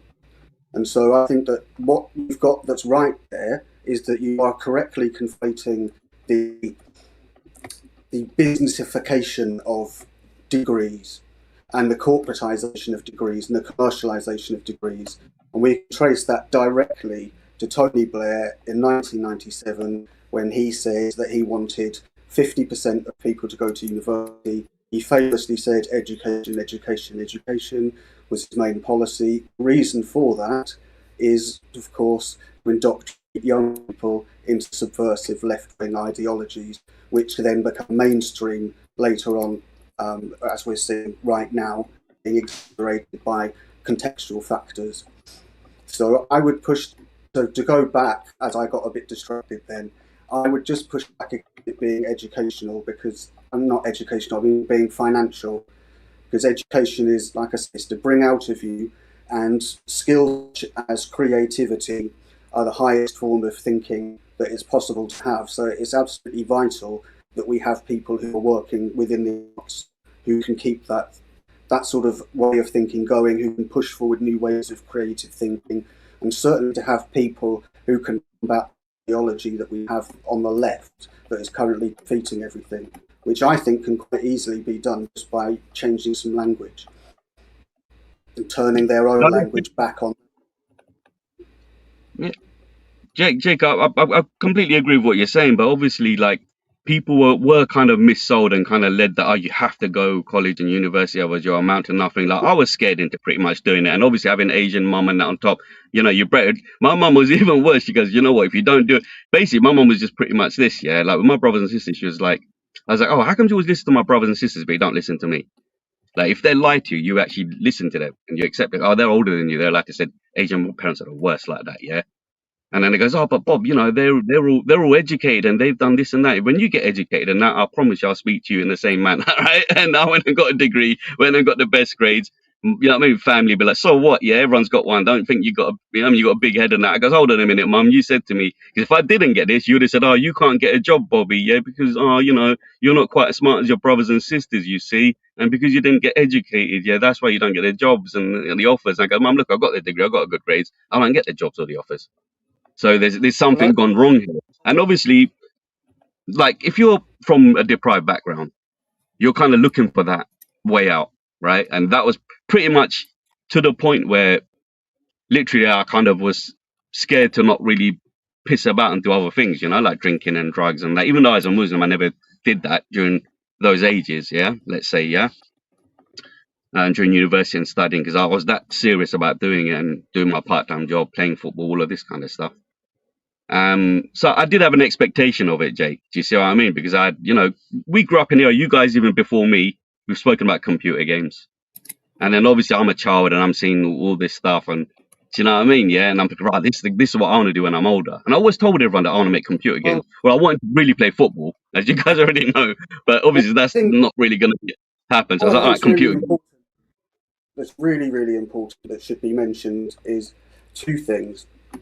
One is the deliberate destruction of the grammar school system, what was called the tripartite system, which was done deliberately by Labour in the late 60s. So that meant working class people were then denied an opportunity to be able to move up the social ladder because they weren't allowed, they didn't have the grammar schools that gave you access to universities. The other thing that's worth remembering is the scale at which Tony Blair changed degrees, because he went from, it was less than 20% of people would have a degree before Tony Blair got in, and then he wanted 50%, and then of course it's gone way over that. And of course the problem with that is that it causes a de-inflation of what some of those degrees are actually worth. The reason that they get de-inflated is not because of necessarily the subject matter. It could be that there are certain topics that are considered very soft or Mickey Mouse degrees, I would agree that there are very many of those, black studies being one of them. And the other thing I think is that it really does devalue the other degrees that are worth something, because then people might associate good degrees with bad degrees. And yes, the one thing is that there are an awful lot of universities or polytechnics that got upgraded to university that weren't really on the same level as universities beforehand. So the universities that were already established are certainly the ones that are more trustworthy. You've got things like they call them the Russell Group universities, where you've got places like Warwick and Exeter and that sort of thing. So you know that they're the top ones to go to. And Warwick's an engineering university. Sorry? So what was that, Slim? So Warwick is a well-known engineering university where they teach STEM subjects. Yeah, it is. And I was certainly very lucky to get a place there, because it's where I did my teacher training. And at the time, unbeknownst to me when I applied, it was the top training place in the country. So I was very fortunate in getting that place. That then enabled me, because I'd been to Warwick, to get jobs in top grammar schools, which I wouldn't have been able to do otherwise. I wouldn't have been able to do any of that if I hadn't gone and done an undergraduate degree in literature. So I would like to think that when I went to university, I went for a subject that's got an established tradition, it's meaningful, it's not necessarily linked to gainful employment, that's for sure, but it's something that there are high standards, and it's something that is always going to be useful as well, and it's a respected degree. Whereas I think if somebody goes and does golf studies, which I heard is a degree, that isn't in the same league. Or I don't know, something like kitchen safety, that might be called a degree, but it isn't on the same level as what the other degrees were. And the other thing that has come with it is, of course, standards overall have dropped. Because if you look at, like, even the old O-level exams, they were marked. So each year things get easier because they want more people to pass, because it makes the government look better. It validates the experience. One of the things that we now have, though, is we've wandered away from education and moved on to teaching. They teach you things rather than educate you in how to educate yourself and how to learn. People now are more likely to be just jotting down things that they've been told to look up or heard an instructor or a professor say. Whereas in the past, people had to spend their own time dividing what the answers were to any subject, or look for information and calculate out their own problems, which means that we don't have innovators anymore. What we have is regurgitators. Yeah, I absolutely agree with that. And regarding that comment that you just put up there, Wiz, what that comment,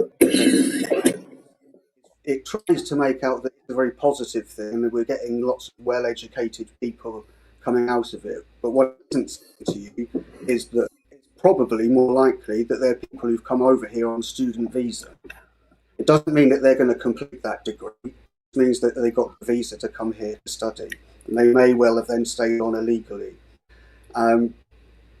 What was that you just said? I mentioned something about it because it was a good point.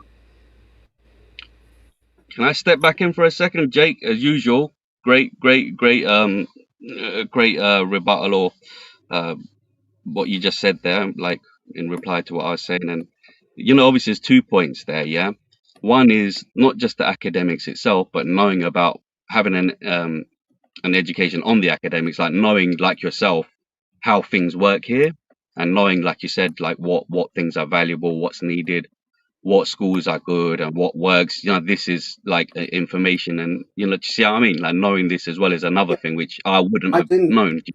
I didn't know it when I was that age, though. I didn't have a clue. I didn't even know what a university was. I just thought it sounded like school. So I thought, fuck that, I'm not going there. And I went off to study music. The only reason I went off to degree is because every person on the music course was on the Brown, and I didn't want to hang out with Oliver Brown, so I used to go in the library and read because I loved reading, and that just Mm. led me down that pathway. Didn't have any help whatsoever. I had my mum and my two sisters. We had absolutely nothing. Sure. And I appreciate that, Jake. Now, Grace made a point on that came up about people being from deprived backgrounds on this channel, like vast majority, and that's one of the reasons why I was drawn to it as well. You know, because whatever past and that we've had, whatever we've had to survive and endure, we're still here, and that's one of the reasons why I came on this channel, because things aren't as like everyone knows how they used to be, and maybe having like a Gami and bringing my Muslim card with me and offering an insight from wherever I can, however I can, might help people as well, in my own way. Obviously us guys, we speak in a general tone and a good manner with each other and with respect and that. So I'm just hoping people get something out of what we say as a whole as well. And the other thing I want to say in terms of that education thing, obviously I entered let's say a fashionable that with a view to getting into the games industry, a fashionable industry, let's say, yeah, that was something cooler than that, as you guys would know. And the only kind of bummy thing I find about it is that there's a lot of money, a lot of brands, etc., that moved in the games industry and the general kind of graphics and animations side of things. Billions of pounds was going through it, and I feel like I did pick subjects that were, let's say, associated with disciplines and the media and media products, let's say visual products and stuff like this, games, films, whatever, special effects. Tons of money was moving in it. That's why I feel a bit bummed in that sense that, hold on, all this money, it weren't like I picked up a broke industry, if that makes a sense either, or something that wasn't seen as fashionable or in demand. Game shops were exploding. We had more and more opening up at one stage in the 2000s. And yeah, games, we've had it all, PlayStation 1, 2, 3, 4, 5, whatever. And it's these same industries that they always turn around and said, oh, we made a loss. We made a loss on Xbox. We didn't make money on it. We didn't make money on the PlayStation 5. And do you see what I mean? I don't know. Then these companies come up with all this waffle. So you don't even know, whether these companies even make money or not. But then the amount of billions of pounds that's been spent on computer games and games alone, and then obviously the smartphone era, amount of trillions, let's say, really, right? And then you think, where's all the money gone? Where are they getting the talent from? Where they, do you see what I mean? To that there's two issues there. I think that I think are worth in. Firstly, these industries, like any industry, I think it's very, very much the case that come and go very, very quickly, and there's a finite period in which they can exist. Something that was massive, like video rental in the 80s, is now completely dead. So anyone who had loads of video rental stores was buggered afterwards, unless they sold up in time. At the same time, I think that it also involves a degree of luck and in just being in the right place at the right time, catch a particular way to get involved in that industry. Classic example being my ex, who through completely by accident ended up getting involved in cybersecurity, and then she got involved with AI, and now she's a millionaire. Completely. I see. Look, Jake, look, this is what you just said there. What you just said there about being in the right place at the right time. This is the kind of thing that I've really been probably more kind of focused on, because obviously I've given examples of certain people I've met, like Elon and stuff like this. And during those days, and stuff, you're not gonna just I'm working in a showroom. I've got my job. I'm doing my thing. I've got my girlfriend. I'm thinking I'm doing something positive. I'm on the right track, right path. Whatever. I'm doing something good, right? I'm hardly going to turn around and say, oh, yeah, please give me a job, Elon. Do you see what I mean? Or please help me out. You're talking about opportunities, being in the right place, meeting the right people. And I'd never do that because it'd be considered kind of like begging it. But then I think maybe I should have. You know why? Because we see our politicians and that begging it off other people, foreign powers. Tony Blair went and begged Gaddafi for millions of pounds for his campaign. You would know more about this. You know what I mean, Jake? I was a kid then, but I knew Tony Blair was like, oh, a good thing for people like me. Like you said, the whole uni thing and that, I fell for it. Do you know what I mean? actually, because I used to teach a Libyan kid whose father was Gaddafi's doctor, and they had to be smuggled out of the country to live here.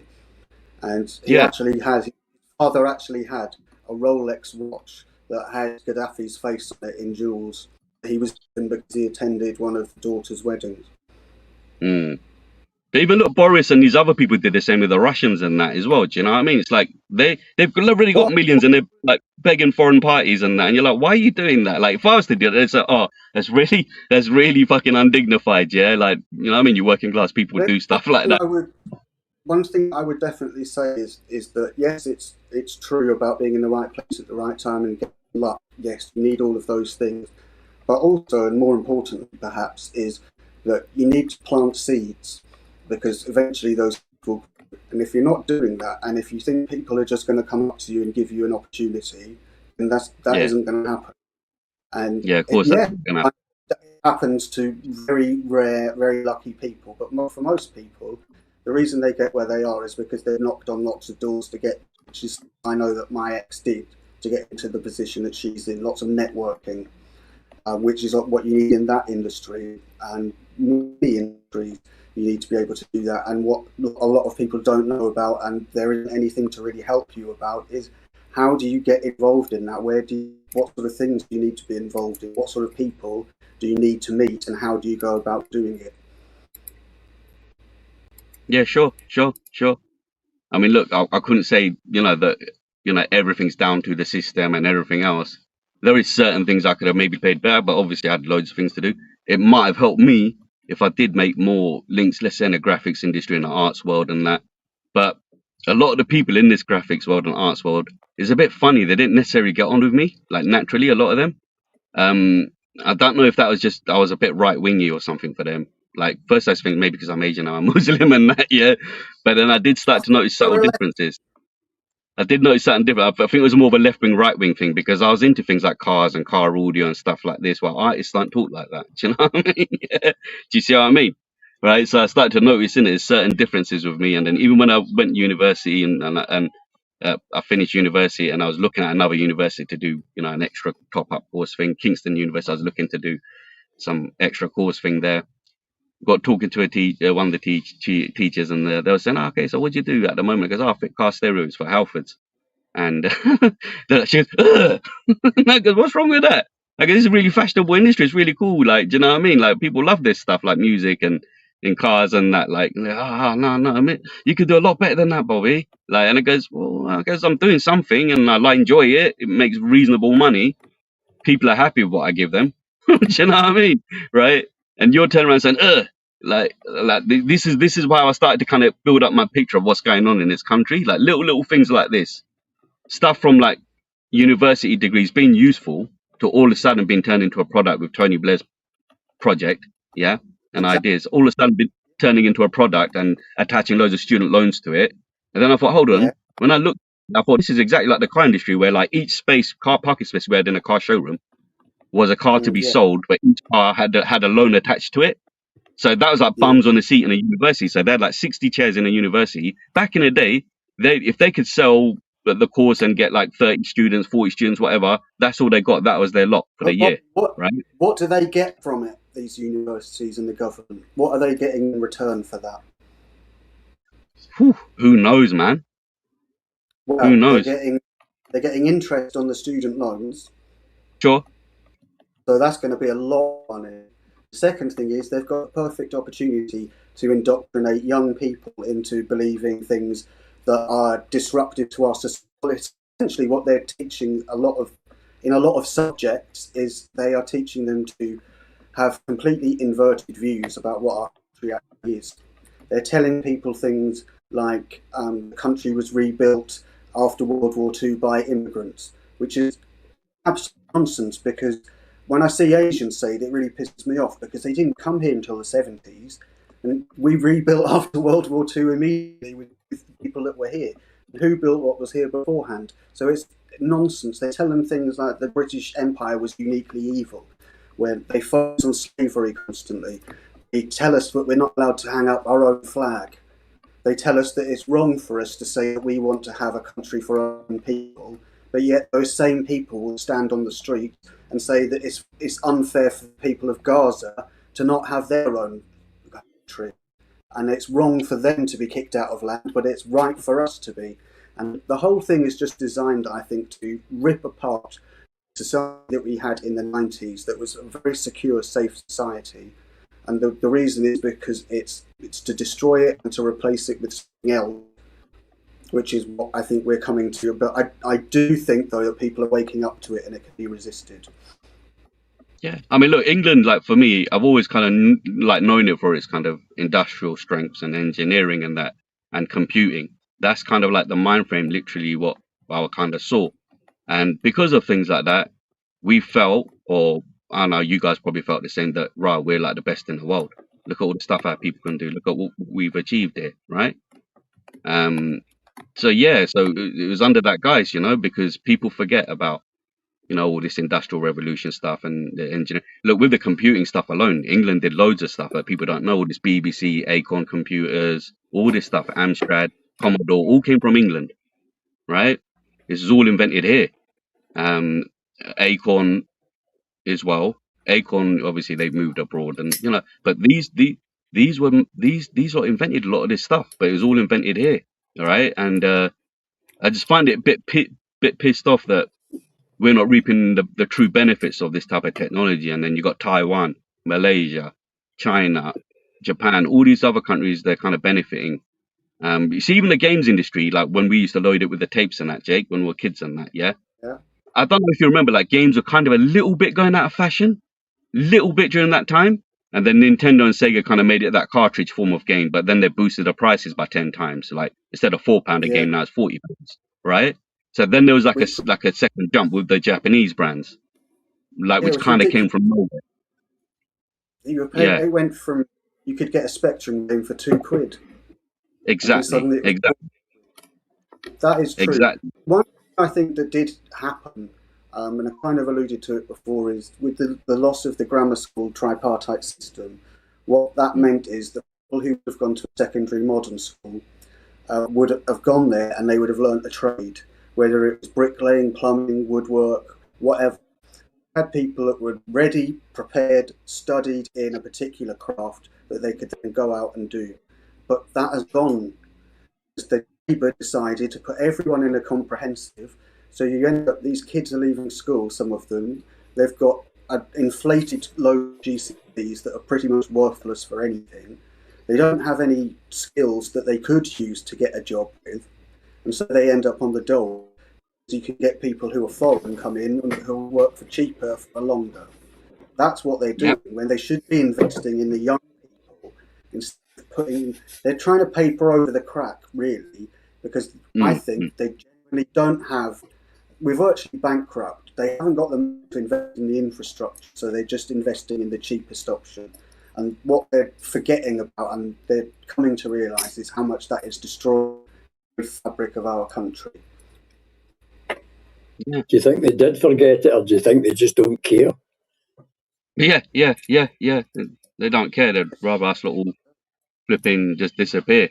But look, you even said, mentioned this other thing you mentioned, which you reminded me, was that when the foreign people come here and they take the student loans and that, look, I know how it works, like, you know, in the ethnic kind of circles, a lot of it is disingenuous, right? Yeah. So these people that come here, they'll take the loans and that, and then they'll just disappear. They've got no intention of paying any of it back. And, you know, but I can tell you, I've seen these things happening. People just want to, because again, look, it's just another product. So they just want to attach a loan to it. Even one of my friends, you know, one I told you about a few months ago, was that's thinking about becoming a Muslim. He was saying that, oh, you want to do this course and this and that. Like I was thinking, Bob's. And I said, look, if you want to do a course, I'll help you find something genuine. Just, you know, rather than do something a bit silly and then, you know, you feel a bit of like a fool afterwards kind of thing. I could maybe give you a bit of advice on, you know, what kind of places to go or who to ask at least. And obviously you got Google and AI and that now. So I goes, don't just go to the first thing you see. Do you see what I mean? Just because you've, you know, bumped into someone in some training center or whatever, some job thing or whatever. And I said, look, what you got to do is understand that these people, they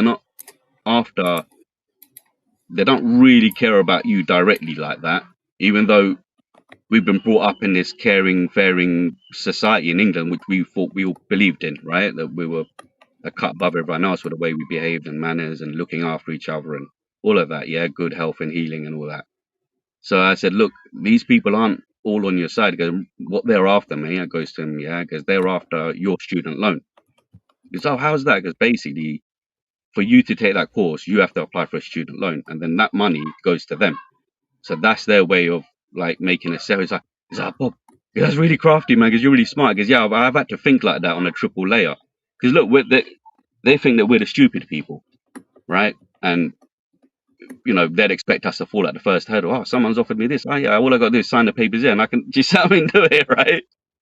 I said, look, don't do this, you know. So you have to really look at these things so carefully. And yeah, like when student loans are attached to things, or government handouts or subsidiaries, there's always nefarious people or brands or companies opening up, whether they're education centres, whether it's a flipping a brand trying to sell a dodgy car which they know is crap. Do you know what I mean? Because look, even I can tell you about cars, right? I know how much it costs them to make a car. So it costs them about 2 to 3.5 grand to make a cheap car in materials in a factory, and it costs them just under 10 grand to make a really good car. So you know, like a top S class or a Audi A8, that costs around 10 grand to make for them. You know, at the top end. In the supercars, again, not much more, 15, 20 grand. You're talking the 250 grand cars, etc. So then, when the government gives these subsidies, what they've done is literally paid for the car, the factory costs of it, of what it would actually cost them in materials to begin with, if that makes sense. So then that becomes a safety net for the car manufacturers. You know, because what people don't realize is that when they're sold a car, they're not necessarily the customer, and it's being the customer and being the sole owner of the car. That model they've kind of slowly been moving away from, you know, with the leases and stuff like this. And what I mean by this is that the real customer is actually the showroom. So the showrooms are the ones that will buy the cars from the factory, and they've got the dealership thing to make an order and get it in over the boats and shipments and get it on a lorry, right? So then they will buy a car, for example, one of these 3 grand cars will cost a showroom probably about 15,000, and they'll probably sell it for 23, 25. Yeah. And a more expensive car like a BMW 3 Series, something like that, will probably cost the car showroom about 25, 26,000 to buy in. They're selling for 50, 60, right? And the higher end ones, they've got massive, they've got really big profit margins. So like the real good stuff, they've got something like 60, 70% profit margin on the higher models, which is why the higher models devalue so quickly, the more expensive ones, because there's more profit margin in them. But yeah, that's just a bit of that anyway. So if someone else speak now, I think I've been boring you guys for ages. Wiz? Slim? Jake? Yes. My mic was muted, mate. I was eating.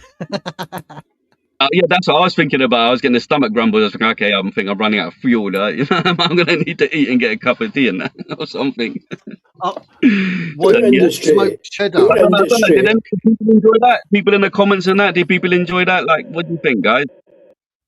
Bit of car talk, bit of this. What do you think? Well, our industry went abroad because the costs were rising here.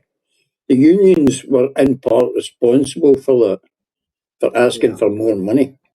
But they had to get more money to maintain a standard of living because the devaluation of the currency had caused that situation.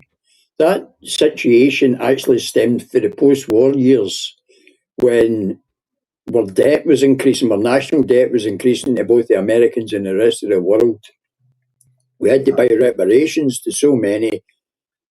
The gold standard had went. We owed the Yanks, basically, we owed the Yanks everything after the First and Second World Wars.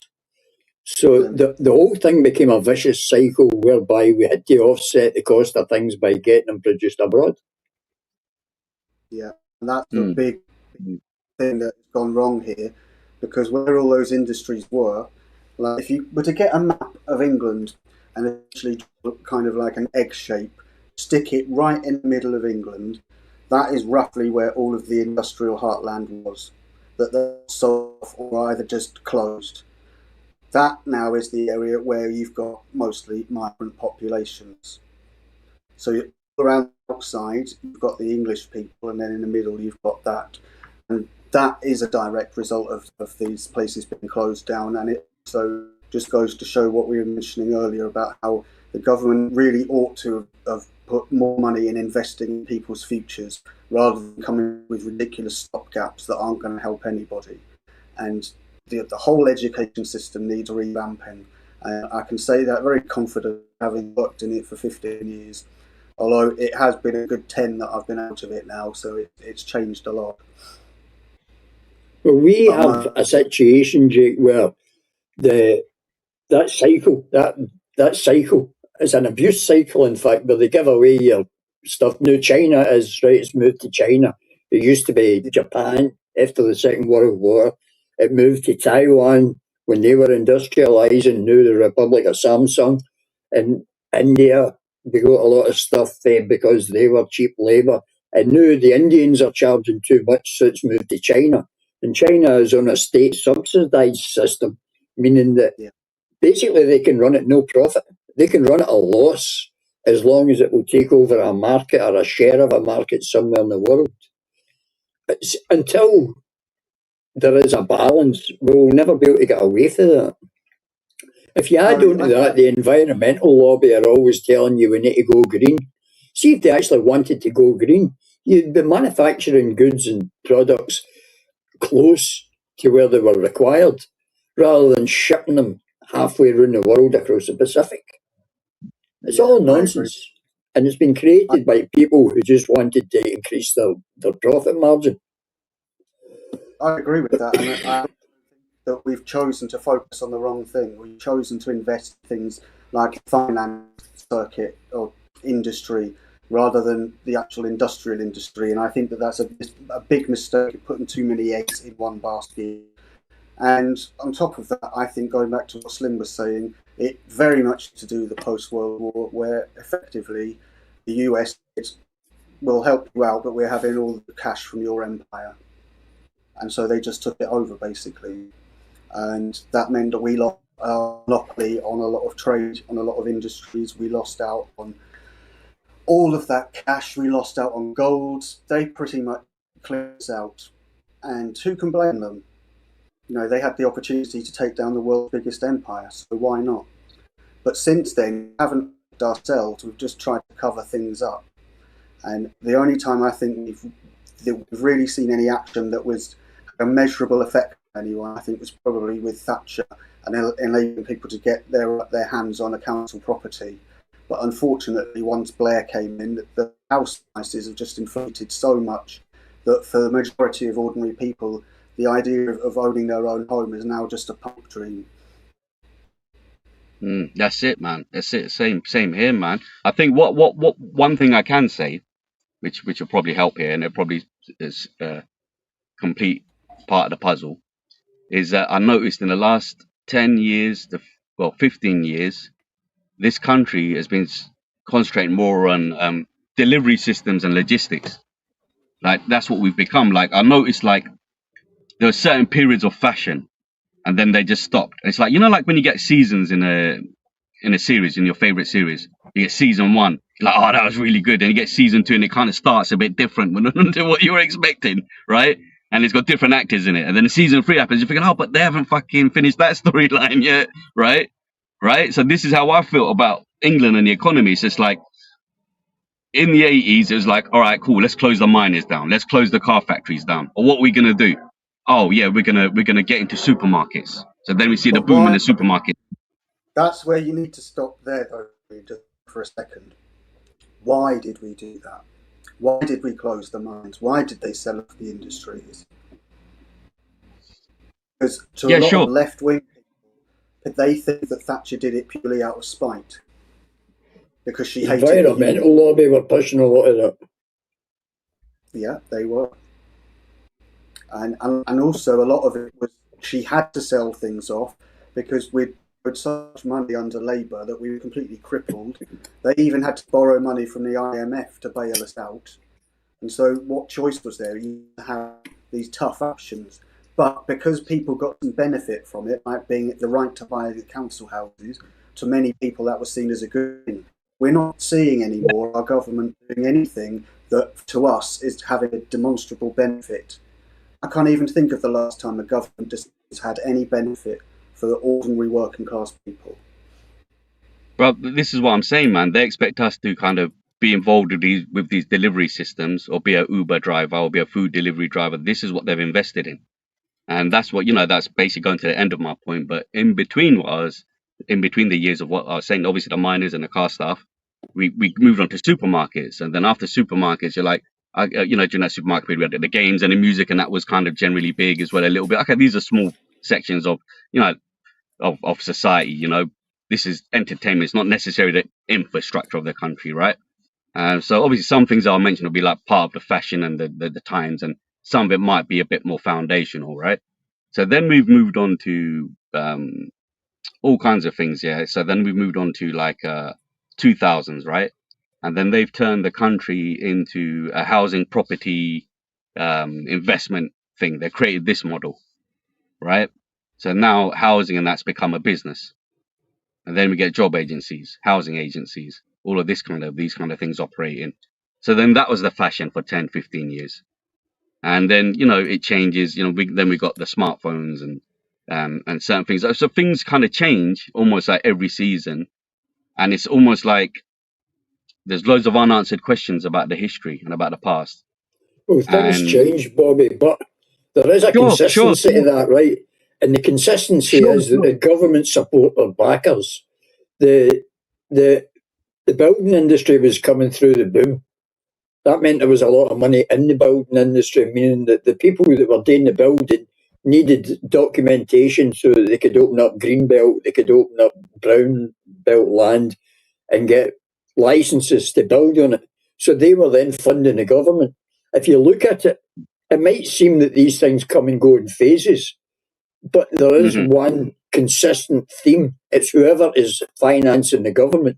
Now the big tech industries are supplying all the cash, so they're getting it for their data centres and all the rest of it. And it's just follow the money. And that's where we are now, this WEF and all this other stuff. It's Qatar. What can we do now with gas and electric more expensive than anywhere else? You can't. Let's. What do you think? What do you guys think? Do you think we should go and get a load of Muslim money from these Muslim countries or not? No, Muslims don't lend money. I mean, if Gaddafi could do it, Boris the Russian, send me to the Muslim countries. I said, look, man, salam alaikum, drop us $1 trillion, innit? I'll fix all our problems. I would say that we've got too much Qatar money coming in. That's why London is a shithole, because they've brought all of the great places that are there. They've got massive investments in the city, and essentially a lot of people have sold out to them. There is a lot. I know there is a lot. Even that Two Swords group own a lot of shit. People talk also about the money coming from Saudi, but the money coming from Saudi is their arms trade. The Saudis have bought up about 30% of the American production of small and medium-sized arms in the last 30 years. Really? Oh, aye. It's a huge percentage of the arms industry in America gets shipped straight to Saudi Arabia, in the Middle East.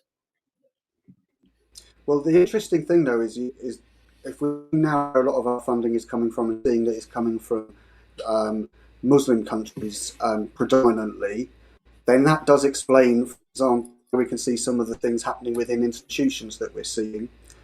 Because beforehand, we weren't taking any money from them. Our money would have come from here, or it would have come from somewhere that was under our empire, or it would have come from the Americans. And I think that the cultural influence is the problem that we've got here. The money doesn't really matter. That could come from anywhere. But what we're seeing, I think, is a cultural influence that is having a destructive effect. That's what I think people are. No one myself that you're in the past, the traders and the marketeers were British, so the money stayed in British bank accounts and such like. But you were dealing with companies even in the middle of the last century, like the British East India and the Dutch East India, that sort of thing. They were massive corporations. Now, these things came and went through historical changes and things like shipping. And as the shipping changed and became steam, there seemed to be a shift from the old sailing vessels. And the money went to the industrialists rather than the traders themselves, because the industrialists were producing the ships, the big ironclad ships and the steamships that were coming into fashion. That shifted things. There's an important thing I think that's worth mentioning here, because I know the building industry was huge and that, but the industrialists did something that today's globalist capitalists don't do, which is they would invest in their community. They would build schools and houses and churches, hospitals even. So they actually put that money back in. What we've got today is people hoarding money and buying up things like land to stockpile it so that people can't have it. And I think that's a huge difference with the model that Slim mentioned there. And when those industries... These people predominantly built these schools to educate people for their own industrial situation, whether it be factories or the shipping trade. I mean, these universities that we're so proud of in Glasgow and such like, they were built by the industrialists and by the traders. So they had people that could work as clerks in their offices and riggers on their ships. Yeah. People that could read a drawing in a factory. It's never, in that sense, it's never really changed. They've done it for their own self-interest. If you get injured in a factory, they wanted you back on the shop floor as quickly as possible. That's why they had hospitals. The other important there is you also had continuity. As I mentioned a couple of weeks back, I went to Woodbridge, where they had a shipbuilding up there down by the marina, where you can go in and they're rebuilding an exact replica of the Anglo-Saxon ship that they buried in the mud very nearby, and they're doing it using as true as possible techniques as they can to that period. And they only know those techniques because they've been passed down from generation to generation over time. And those sorts of things are the things that we are losing out on, because that is where your culture comes from, because you have different people, different families were involved with different occupations. And we don't have that anymore, because the other thing to remember is people in those days didn't really travel anywhere. So families would stay in the same place for generations. Like my family, I can trace back to before the time that the US became a country, because they just stayed in the same area. The same with most people's families. And so what you would get is traditions that were passed on. Is why you get the names of things like Baker or Mason or something like that. You know, it's very much part of our tradition and part of the cultural fabric, and we're losing that. That's exactly what I was gonna say. You know, you said you're named after your kind of like your job or what you did. That's how people kind of knew you.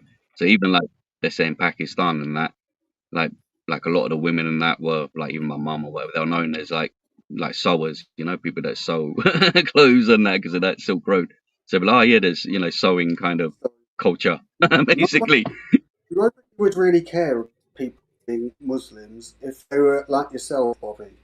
Where you'll mention it when that's what I'm here. That's what I'm here. But it's when they take the piss and they wear things like the burqa and they demand this, they demand that, they pray out in the street. That's what people are fed up with.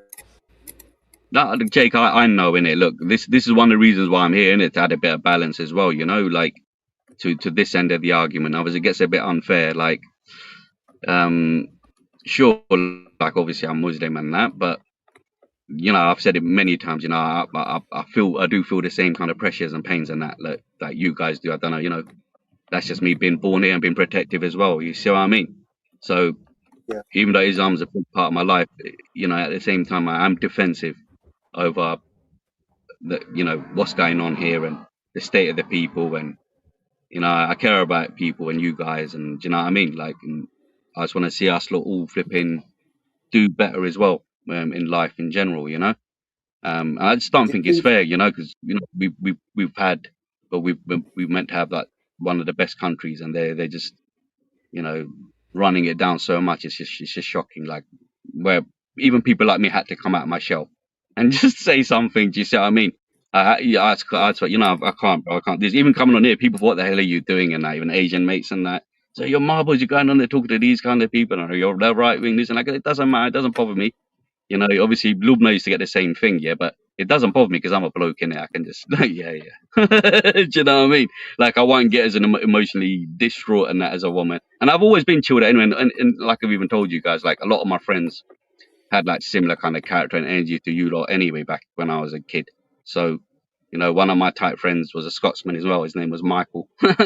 So, you know, I used to always get babysitted around his house. So it's what it is. What I feel sorry for is the Asian people that haven't necessarily had that English upbringing, even though I'm not English. I have to keep saying that in case people think, oh, you're not English, Bob. Yeah, shut up. Right. It's just that I feel sorry for them that they didn't get to grow up in the way that I did, in a sense, even though I'm not saying it was amazing and I had the best time. I had a lot of troubles, but to not be around the kind of people, the friends I had, the kind of trust I could have put in people as a kid, in my English friends. Do you find yourself sort of torn between two different cultures?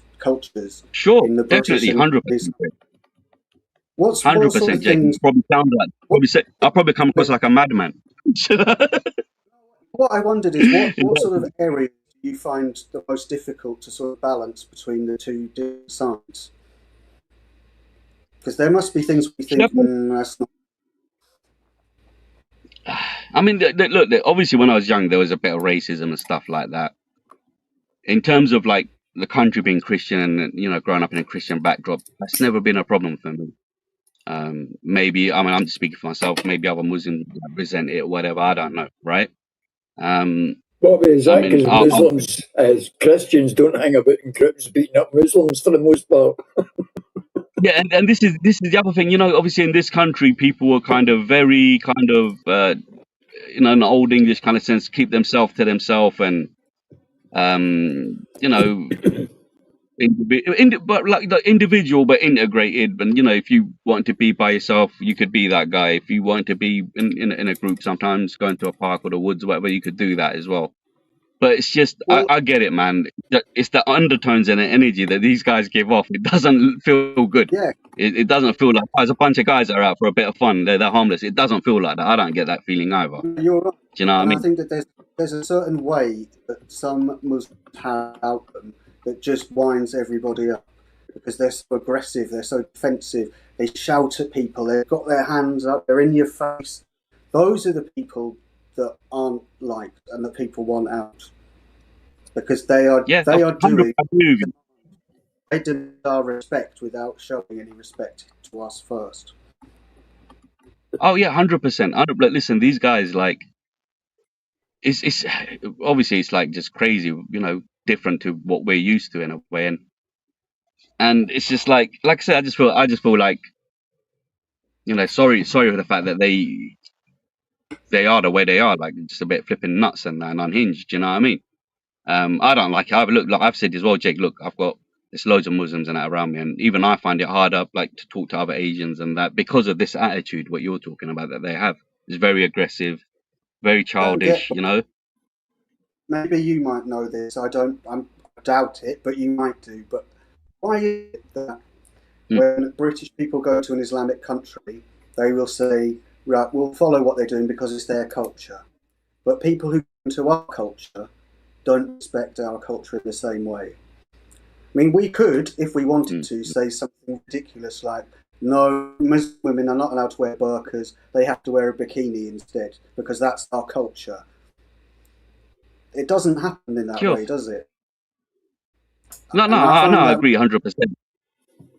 No, I agree. Like, you know, look, if when English people, like, whatever, generally, I'm obviously excluding the football hooligan trips, yeah, from before in the 80s and 90s when they used to go abroad, right? But let's say generally English people have been well behaved, like, you know, in recent years, let's say, going abroad and all of that, and respectful of local cultures and customs and that. Look, that's a difference in quality and class, isn't it, man? In terms of having more of a sound mind and having that respect, and, you know, and that, like, and again, that etiquette, people that coming the other way around don't necessarily reciprocate the same thing. You know, again, look, it's not even just that you guys as English guys or white guys or whatever. Yeah, they even rude to people like me. Do you know what I mean? Same color and that. They'll be like, oh, you flipping. You know what I mean? Like, they'll say like fucking Angries ka petka, like as in like it's like slang for like you're from a white belly, if that makes sense. So the Pakistani word for Englishman is Angres. Yeah, Angres or Angrezi, like English or Englishman It's the Angrezi, French. right? Yeah. Is that what the French call it as well? The anglais, innit? Or is it Yeah. Angleterre? Yeah. So yeah, that's the Pakistani word for it. So you're Angres ka pet, guys, and pet means stomach. Do you know what I mean? So Bobby, it'd what be do you like think about white stomach Shabana? from. You know? Yeah. What That's do how you the think of language Shabana? translates. Like, white stomach from. Do you think that it's right, Bobby, that there's a Home Secretary who said that she puts her religion above everything else? Look, if she says that in terms of her personal life, that's one thing. But what's kind of expected in a political forum, you have to think of everyone. And when you go into those jobs, you have to kind of think of everyone. You can't just think of just one set of people. People do it. It's a harder ask. Do you see what I mean? It's Do a you hard think ask to get people to be more can inclusive in that sense. but can somebody who follows the faith separate that belief from a political situation? So what I mean is our understanding is that the Ummah comes first. Yep. But if you're a secretary, if you're putting the Ummah first over everything, you're not putting the country first, which is what we would expect to happen. Sure. So look, Is there a way? obviously, I'll give you right. Like at the end of the day, look, I'm gonna give you a little bit of what I think of this. Right. As Muslims, we do have a responsibility to this nation and its defense and things like that. And you're saying, okay, so does that kind of go against this idea of the Ummah? Not necessarily, but what has happened is that the Asians here, the Muslims here, have kind of forgotten this, which is one of the reasons why I talk as well. Another reason to kind of remind Muslims and Asians that we do have an allegiance to this country and this land that's given us what it's given us and everything and a life and the people here. You know, at the end of the day, Islam is a political system, it's a way of life. But at the same time, in this country, we're not a Muslim country, so we're just a vessel. We don't want to be a Muslim country. Yeah. So if you want to be more Muslim, go to a Muslim country. Like that's me saying that as a Muslim, but like as a Home Secretary, I mean, it just depends how developed she is in her brain, and she sees things as safety first. So at the end of the day, if there's a bunch of Muslims, and just because they're Muslims, I won't. This is actually the main crux of the arguments. Actually, just because they're Muslim doesn't mean I have to let them in or let them in my house. And that's the biggest lesson in all this, Jack. I think people do need to find that balance of like, look, mate, we have to defend the country, and in your religion, it does say you're allowed to have like some level of borders and protection and stuff like this. It exists. I mean, there's this is another thing I want to say. You guys obviously fans of like Lord of the Rings and Game of Thrones and those kind of things, right? I take it, Gandalf. Yeah, right. So obviously you guys are fans of all that classical stuff. But there's another show, a Turkish one called Ertugrul. You lot might have heard of it. It's done in the same vein, but it's just as good as that stuff. And they kind of display all these values. You know, some of it's the fears Englishmen have are unfounded. Some of it isn't. But when you see how the Muslims or the Islamic systems operate on their level, you kind of think, actually, this is quite nice. It kind of works. Do you see something? Because they actually have all that protectionist borders and stuff like this, and they stop other Muslims from coming in. And they say, "Oh, we're not going to let that tribe in because we know they're a load of trouble." And do you see what I mean? So we are allowed to do that. Is my answer? We are allowed to stop other Muslims if we don't like them or we suspect them. So yeah, this is what I don't get. And again, maybe you can help us because that's really important that you mentioned there about the tribal allegiance. It's a clan system. Why are people who are here, the good people who are here, why are they not saying that these clans are trouble, get them out of here? Yeah, because they're not going to say what I say. They're going to find it very hard to digest what I'm saying. First, they're going to say someone like me, "Oh, you're a sellout," or "You're a suck up," and stuff like this. But then later on, when they think about it, they'll be like, "You know what? You're actually right." They're going to look into the rules themselves a bit, and they're going to be like, "You're actually right." Which is why I gave that example of that drama series, because a lot of Muslims watch it, right? And so they can actually say, "You know, Hobbes is right about this, because this is what Muslims are doing to each other." And look, Muslims do fight each other and they kill each other. It's well known, right? Right? Even amongst other Muslim countries and Shias and Sunnis, all of this rubbish is going on, right? So, you know, in the sense of here, I mean, even in the past, let's say, for example, if we had like Christian, Jewish, and let's say Muslim people living side by side, you know, the first thing is to protect your city or your tribe or your village or whatever, right? This is all there, like, yeah. So these rules are there. I think Muslims just need to be reminded that it's okay. But what it is, Muslims feel guilty because of all this left-wing drama and brainwashing. But yeah, that's another point. Basically, I felt, you know what you were saying about the system changing and stuff like that? I felt that. Do you see what I mean? I felt like, hold on a minute, these are kind of saying that my thoughts are bad, you know, like being into cars or car audio or wiring. I'm thinking, this is a serious thing. Why would they think this is? Do you see what I mean? So this kind of left-wing, right-wing thinking, I did kind of come across it in many different ways, you know, in terms of occupational kind of choices, all right, as well. So, and like Asian people and black people have been brought up on this pure lefty garbage our whole lives. You know, feminism. You know, single mum is the I'd king like of the to say world. that one of the criticisms that the Muslims and Islam itself has faced is that they side with the lefties because they're a soft touch and soft in the head, to be honest. Let's face it, they're demented. And they Yeah, that's side right. with the left so that they get into power, and then when they get in cahoots with these people, they then take over. And it's been proven true that after they take over, these same soft in the head people are the first ones lined up and shot when the Muslims take over. Now, that has actually been a system repeatedly over and over in various countries. And then the Christian population is diminished or eradicated completely by the Muslims who have taken over. So, in response to what's been said, the triggered Christian's always there hammering on the Muslims, right?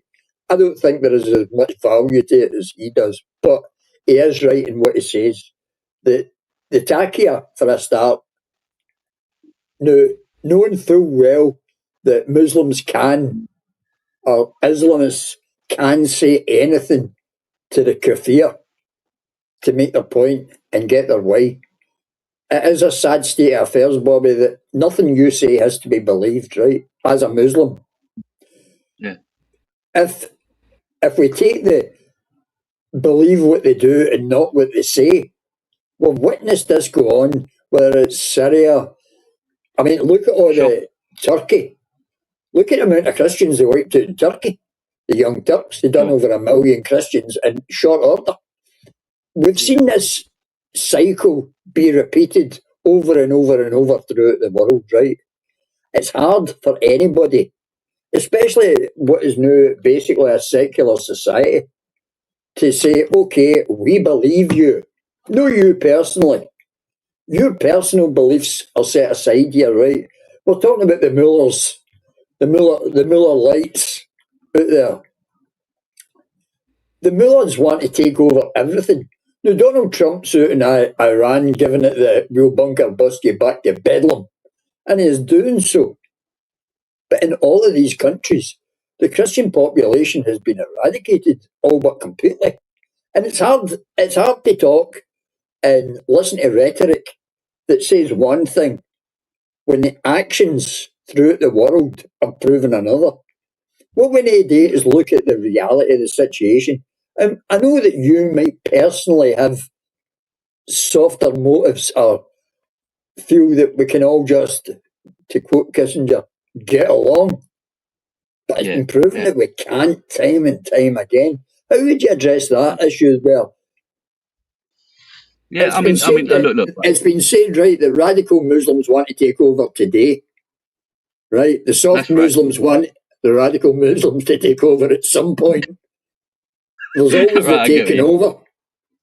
You know? Right, see, look, what it is, yeah. I think with these type of questions, what we have to obviously separate emotion, which I think I've been doing like well from the question. For example, I might not have a motive of wanting to take over and rule over everyone and rule over you, like make you my slaves and make you lot play jizya, but it doesn't mean other people ain't thinking like that, right? Yeah. Same with the cards and marriage thing. I might not do that shit. My family might not do it, but other Asians and Muslims do it, right? Yeah, It's we the same. very It's the same. much appreciate probably that we appreciate the fact that you have the honesty to say that to us. Yeah. You don't Yeah. try and So- hide people. Yeah, do you see what I mean? This is where things are going a bit wrong, right? Like when people say, "Oh no, we don't do that." You know, it's like, no, hold on. You might not do that yourself, but maybe you should ask around a bit or look around a bit, or maybe ask your family, because even families, yeah, they'll hide a lot of shit. Asian families, they'll get you married to your cousin, not even tell you. Do you know what I mean? Because I know you probably wouldn't want to do it. Do you know what I They mean? hide Yeah. weapons, Yeah. as Do you we see what I saw mean? with- Shit like that will go on, man. And they'll be like, tough. Like, do you know what I mean? Flipping heck, yeah. But yeah, look, how can we stop this? Look, a lot of the stuff's been said in it. Like blatantly, we've got to like limit this immigration, limit these big mouths type ones that are on just a hardcore mission to kind of spread Islam, but almost like, when I say extreme, I don't mean in like a terrorist way, but just over the top way. Just going like, when, like, for example, if you come in to buy a car from me in a showroom, yeah, you'd be like, "Oh, Bobby's a lovely lad to deal with. He's really calm, he's gentle, he lets me speak, he's answering my questions, he's really relaxed with me, he's not pushy." He But then lets you me might speak, he says.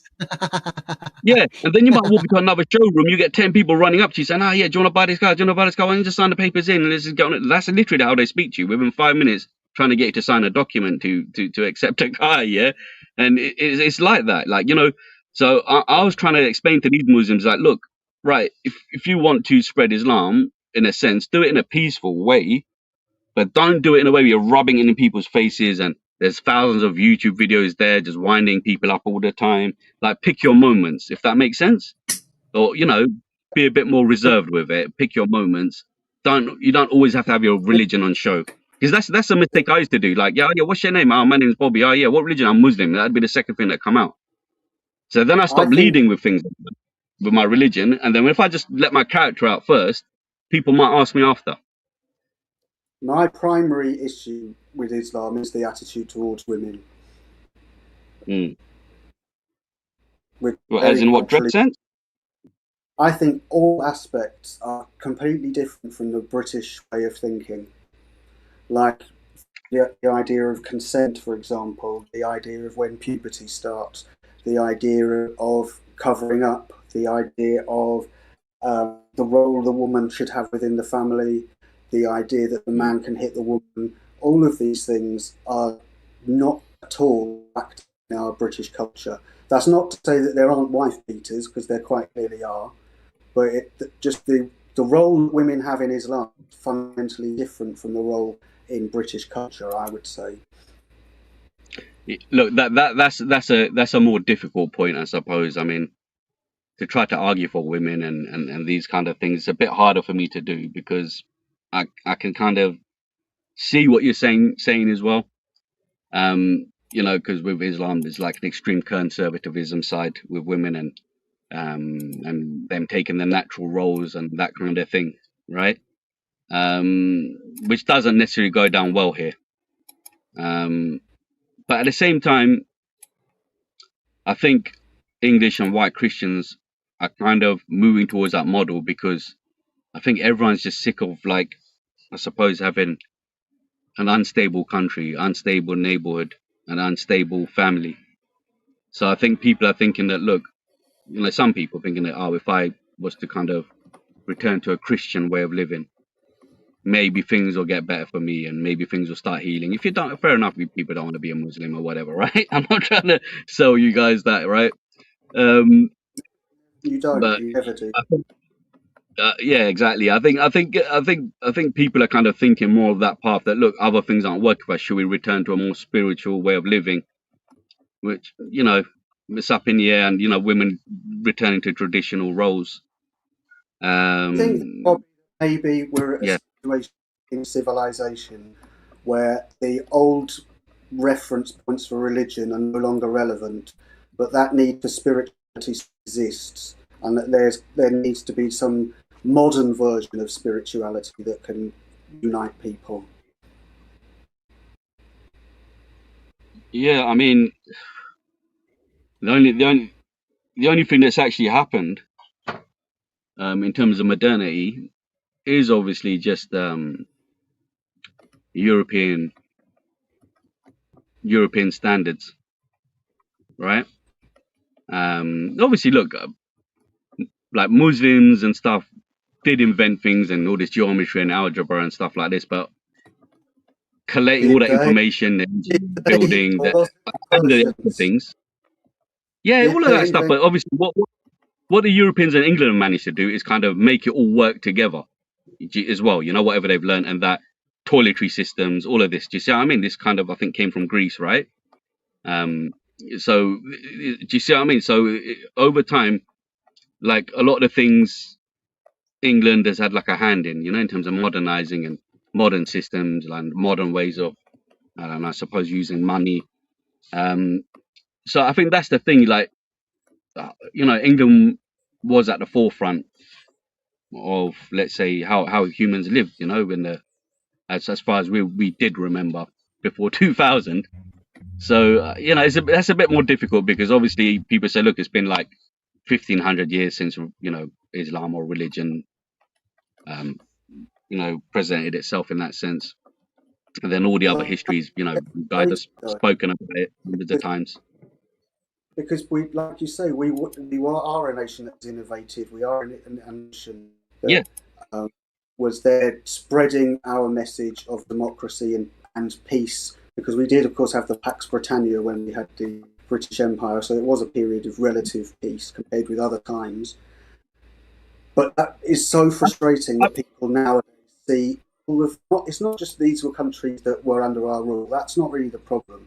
The problem is that the worst people from the worst places coming here, and we're being told that it's improving us when we quite clearly can see that it's not. It's not, man. It's not. That's why we're making this video. Us lot all flipping screwing, Rob. Do you know what I mean? We're all like different from each other. Do you see what I mean? Yeah. At the same time as like having things in common, but we distinctly look different from each other. He's got a bigger beard than I've ever had. So, you know, you might get mistaken for being the Muslim Wiz. Do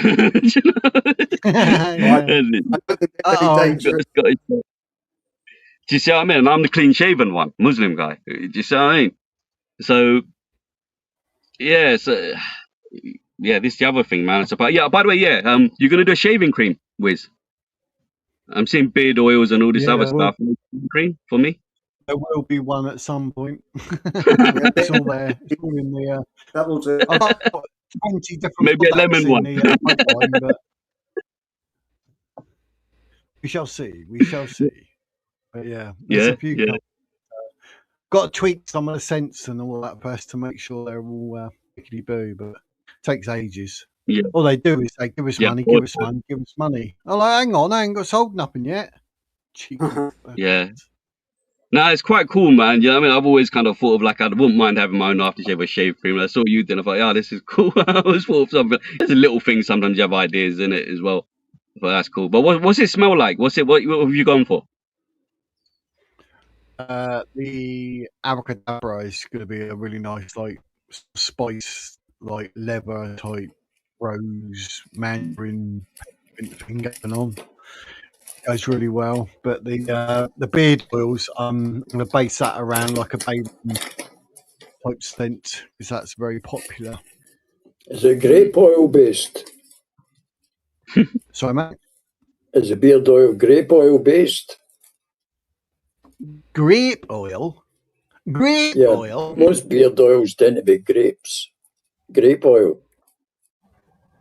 I've got a ingredients profile, but I was in an RM because one of the good oils is argan oil. It's quite a good, like, long-lasting quality natural oil. So, but you know. Some of these ingredients that work different on different skins, innit? As well. Like you see, if I use Gillette, yeah, I'll get loads of spots. But other people are just great with, they're happy with Gillette. You know, Gillette gels and foams and that. Gillette razors. overpriced. Head and Yeah. Shoulders anti-dandruff gives me dandruff. And nobody buys Gillette for they went woke. I use a flick knife. Oh, let me tell you, see when this whole thing kicked off in Russia, I used to get things sent from a guy in Moscow, right? All sorts of things. And before this thing kicked off in Russia, I stocked up razor blades from Russia, knowing full well that we weren't going to, and I bought a lifetime supply. I should actually be using one. I bought a lifetime supply of razor blades for a guy in Russia, in Moscow, before the war started. Well, the square one. That's how patriotic I am. And Gillette safety blades, you know, the wee flat ones. Yeah, the flat one, yeah, that's what I use. Still use.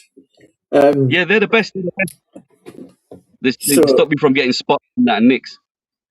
But you might have to send me some of those razor blades in the world of Voskhod. You might have to send me one of those Russian blade packs because I've got like different ones from different countries that I collected over the years to try. I'll go and get one and show you what the back it looks like. But back no more. Go on, then. It's got Russian writing on it. You're gonna be one of those Russian people with those Russian guns with a knife on the end, isn't it? Or something. Yeah, I like things like this, like the old vacuum valves. So that's from. Right, let me put the blood. So what you got there? So it looks like some kind of an amplifier type valve. Yeah, valve. So that's my Marshall amp. Marshall amp. Okay, yeah, that makes sense. But that's from Russia. I don't know how well the camera will pick this up because it's quite small. It does have Russian, yeah. Very nice. Voskhod. Razors Teflon coated. All right. Teflon coated. I use the Wilkinson. I kind of like the Wilkinson triple blade platinum anti-vibration blade because they've got a thick, hairy Asian bloody beard. Well, so my hair is like these are in fact the world's finest razor blades. Yeah. There's an Indian company called Jeet, and they claim to be better, but they're not. I can assure you, I've used everything. They all claim they're better than each other. There's a Japanese one, Feather, as well. That one's really sharp. It's like a proper like ninja sword. You put it across your face, it's like. The head on the Feather razor but uses a very slight angle. It's only if you use Feather blades that it actually works. I've got a Feather. It's like 175 quid for the razor. Yeah, that's right. I use I take the guard off an electric one and just do it like that. And I prefer traditional. People don't even know what they are now when they see them sitting on your bath. I'm going to get it and show you. See that electrical cables and all that stuff.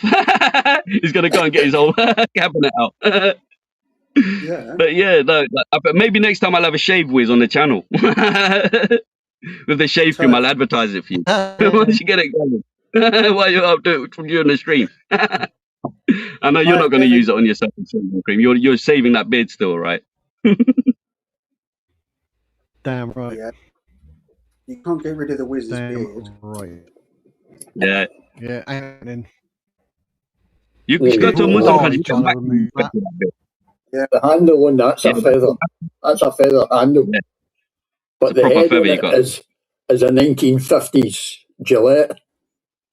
I'm going to get my razor blade collection out as well next time. I didn't know you were into it. I'm into it. See, things in common. I just razor blade, safety razor. As a small boy, I had a hairy face, and I can remember my dad shouting. I was about 13-year-old at this time, and I can remember my dad shouting from the toilet, "Coffee, have you been using my razor?" And she's like, "No, I've not been using your razor. I've got my own razor. Your razor." And I had to sit there on the couch thinking, I better keep quiet because he sounds angry. I had been blunting these blades for about 6 months, scraping away at my face. So now that head, else what a safety. But a lot of the young people don't even know what they look like. Yeah, they don't know. That's what a safety blade looks like. The original, invented by Gillette. That's right. And it fits into one And of then these. they start giving us the rubbish stuff after that costs 10 times more. That's right. But I've avoided any of the price increases. But I don't know if you can This see is a it. perfect example of a perfect working product, perfectly designed product that they kind of would rather people not know about. See it. I don't know if Know you what I can mean? see the writing on it. It actually says Gillette on that, but this one was made in the 1950s. I see it. Yep. The originals. Head. Well, I never. Yeah. I'll get my razor collection out next time. I didn't know you were into it, Slim. I'll show you one time in my bedroom. Pull them all So out. I'm shaving my face with a 70-year-old razor head. Wow. Oh, yeah, but there's a question. That is woman friendly as well, the razors. Oh, aye, absolutely. Yeah. The things come out smoother. You can shave up and down with these blades as well.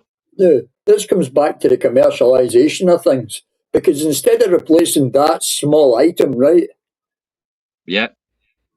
you're now replacing a complete unit, which Exactly. incorporates something like that suspension, that springs, will last probably forever.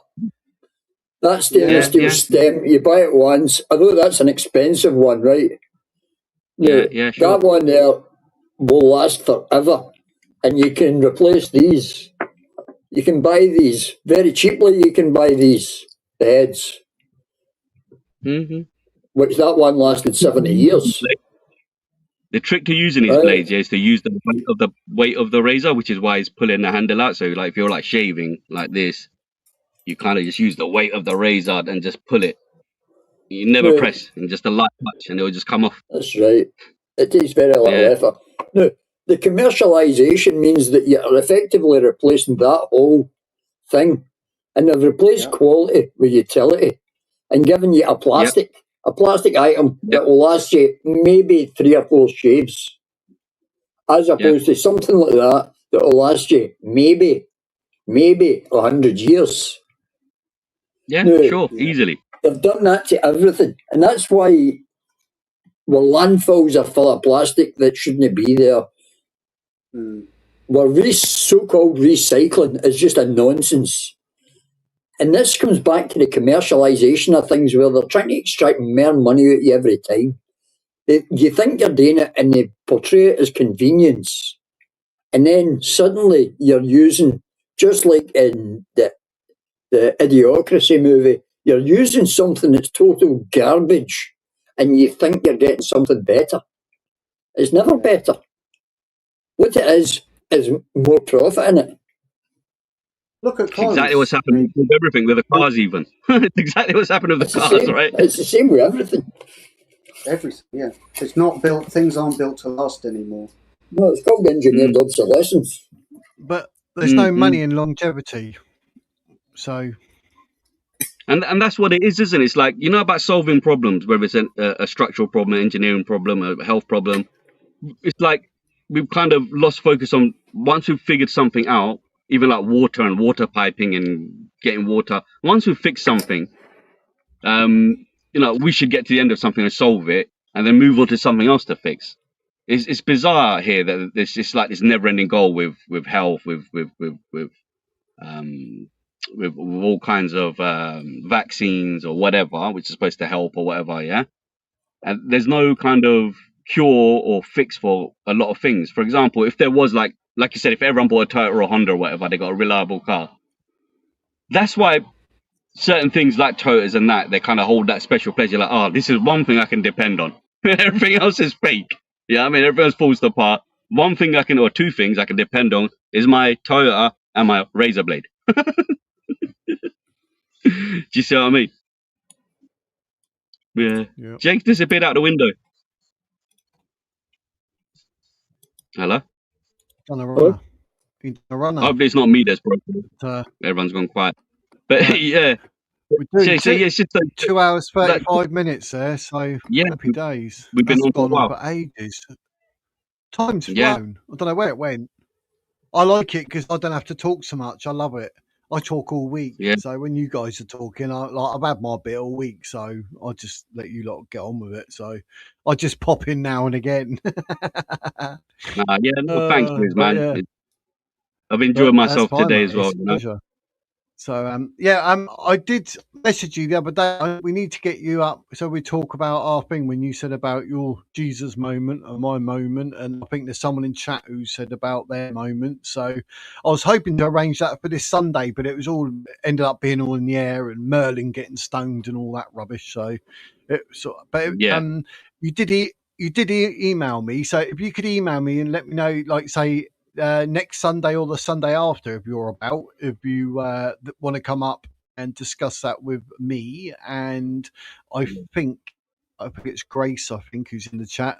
She said something about as well. So I think she may possibly come up and have her 2 NDEs. So if you're up for it, mate, email me a date when you're available and I'll, do the thumbnail and we'll arrange it. So you let me know in an email this date, Sunday, no 1 problem. o'clock, whatever Sunday it is, you tell me and I'll sort it out, mate. Sure. I mean, when we do talk about this, I don't want people to get upset about anything. You know. No, it's what You it know. is, mate. You say your thing and that, but people will say whatever in chat, but we can bounce off them and you can answer any whatever, as will I when I have my say. Do you know what I mean? So, yeah, And of course, I want people Christ. to remember what happened with this dream and that. It was a dream, and it's not like factually met the guy. Do you know what I mean? Like in that sense, right? I mean, some people say No, in the but I dreams mean, the when you fact do you meet. remembered it, some things are Mm. quite profound and they stick with you. That's for a Right. reason. That's So, exactly what you it is, know. man. Yeah, I don't mind sharing if people want to listen. Like, might sound a bit hairy and Yeah, scary and a so, bit odd. yeah, but then, Yeah, I but mean, that's Christ, when I explain about my near-death experience, mate, it's not going to be far off what you're saying. Do you know what I mean? People will be like, whatever. And some people may be offended or what, but it's tough. That's what happened. So I'm going to say it. So, as are you. So, yeah, if we arrange that for whatever Sunday you're about, you let me know, mate. Whack me an email. sure. No problem. Brilliant. Happy days. All right, I'll let you finish up, guys. Yep. Cheers for that, mate. Take it easy. Stay safe. Thanks, everyone. Yeah, thanks, everyone. Jake, Slim, Wiz, Take care. All the best, mate. audience. All the best, mate. Slim, as always, you're very educational and informative. I do like it. So it's all happy days. So I appreciate you coming up, Slim. Can I just say a couple of parting words? Of course you can, mate. I think it's important that people do communicate. Some people like to miscommunicate. It makes their life more interesting. But when the communication breaks down, that's when the fighting starts. It's good to listen. And you don't have to agree with somebody to listen reasonably and give their ideas credibility or give their words an ear. I think we should maintain that. Just arguing with people and slurring people. People in the chat might take it as I'm talking about them, but I'm not. Just in general. If we're talking about Bobby or the rest of it, if we don't know what people think and we don't know what they say, we can't ever possibly understand them. Yep. You have a great day, Agreed. Woods. Thank you very much for having me. Take care. You too, mate. That's a pleasure, mate. Absolute pleasure. So take it easy. Stay safe. I'll see you in the next one. Oh, wow. So there we go, ladies and gents. See, wise words. Slim's become a wizard. But yeah, that's good. I can't believe how long it was going on for. I've done it too long because I know some sort of phase in, phase out, and that I always aim for around 2 hours. But you got 2 hours 40 because it was just interesting, and I'm not going to stop a flowing conversation. And it's nice for me to not hear the droning of my own voice. Let's be honest. But thanks to every single one of you in the chat. I really appreciate you spending your Sunday afternoon with us. Thanks to Ollie, as always, for the 10 Wizard Word memberships. I really appreciate that. Thank you very much, my dear. I hope you all stay safe. All enjoy the rest of your Sunday. I'll be back on Tuesday, and literally Tuesday you choose. So no research required. I'll have a story to start, but whatever it is you want to discuss in chat, whatever is in the news or whatever, you let me know, because that's what we're doing Tuesday. You might even want to call in. You know, we can do what we like, whatever you like. The floor is open. So we shall do that on Tuesday. So take it easy, everyone. Stay safe. I send you all my love and respect. But for now, like I say at the end of every single video, that is the wizard's words.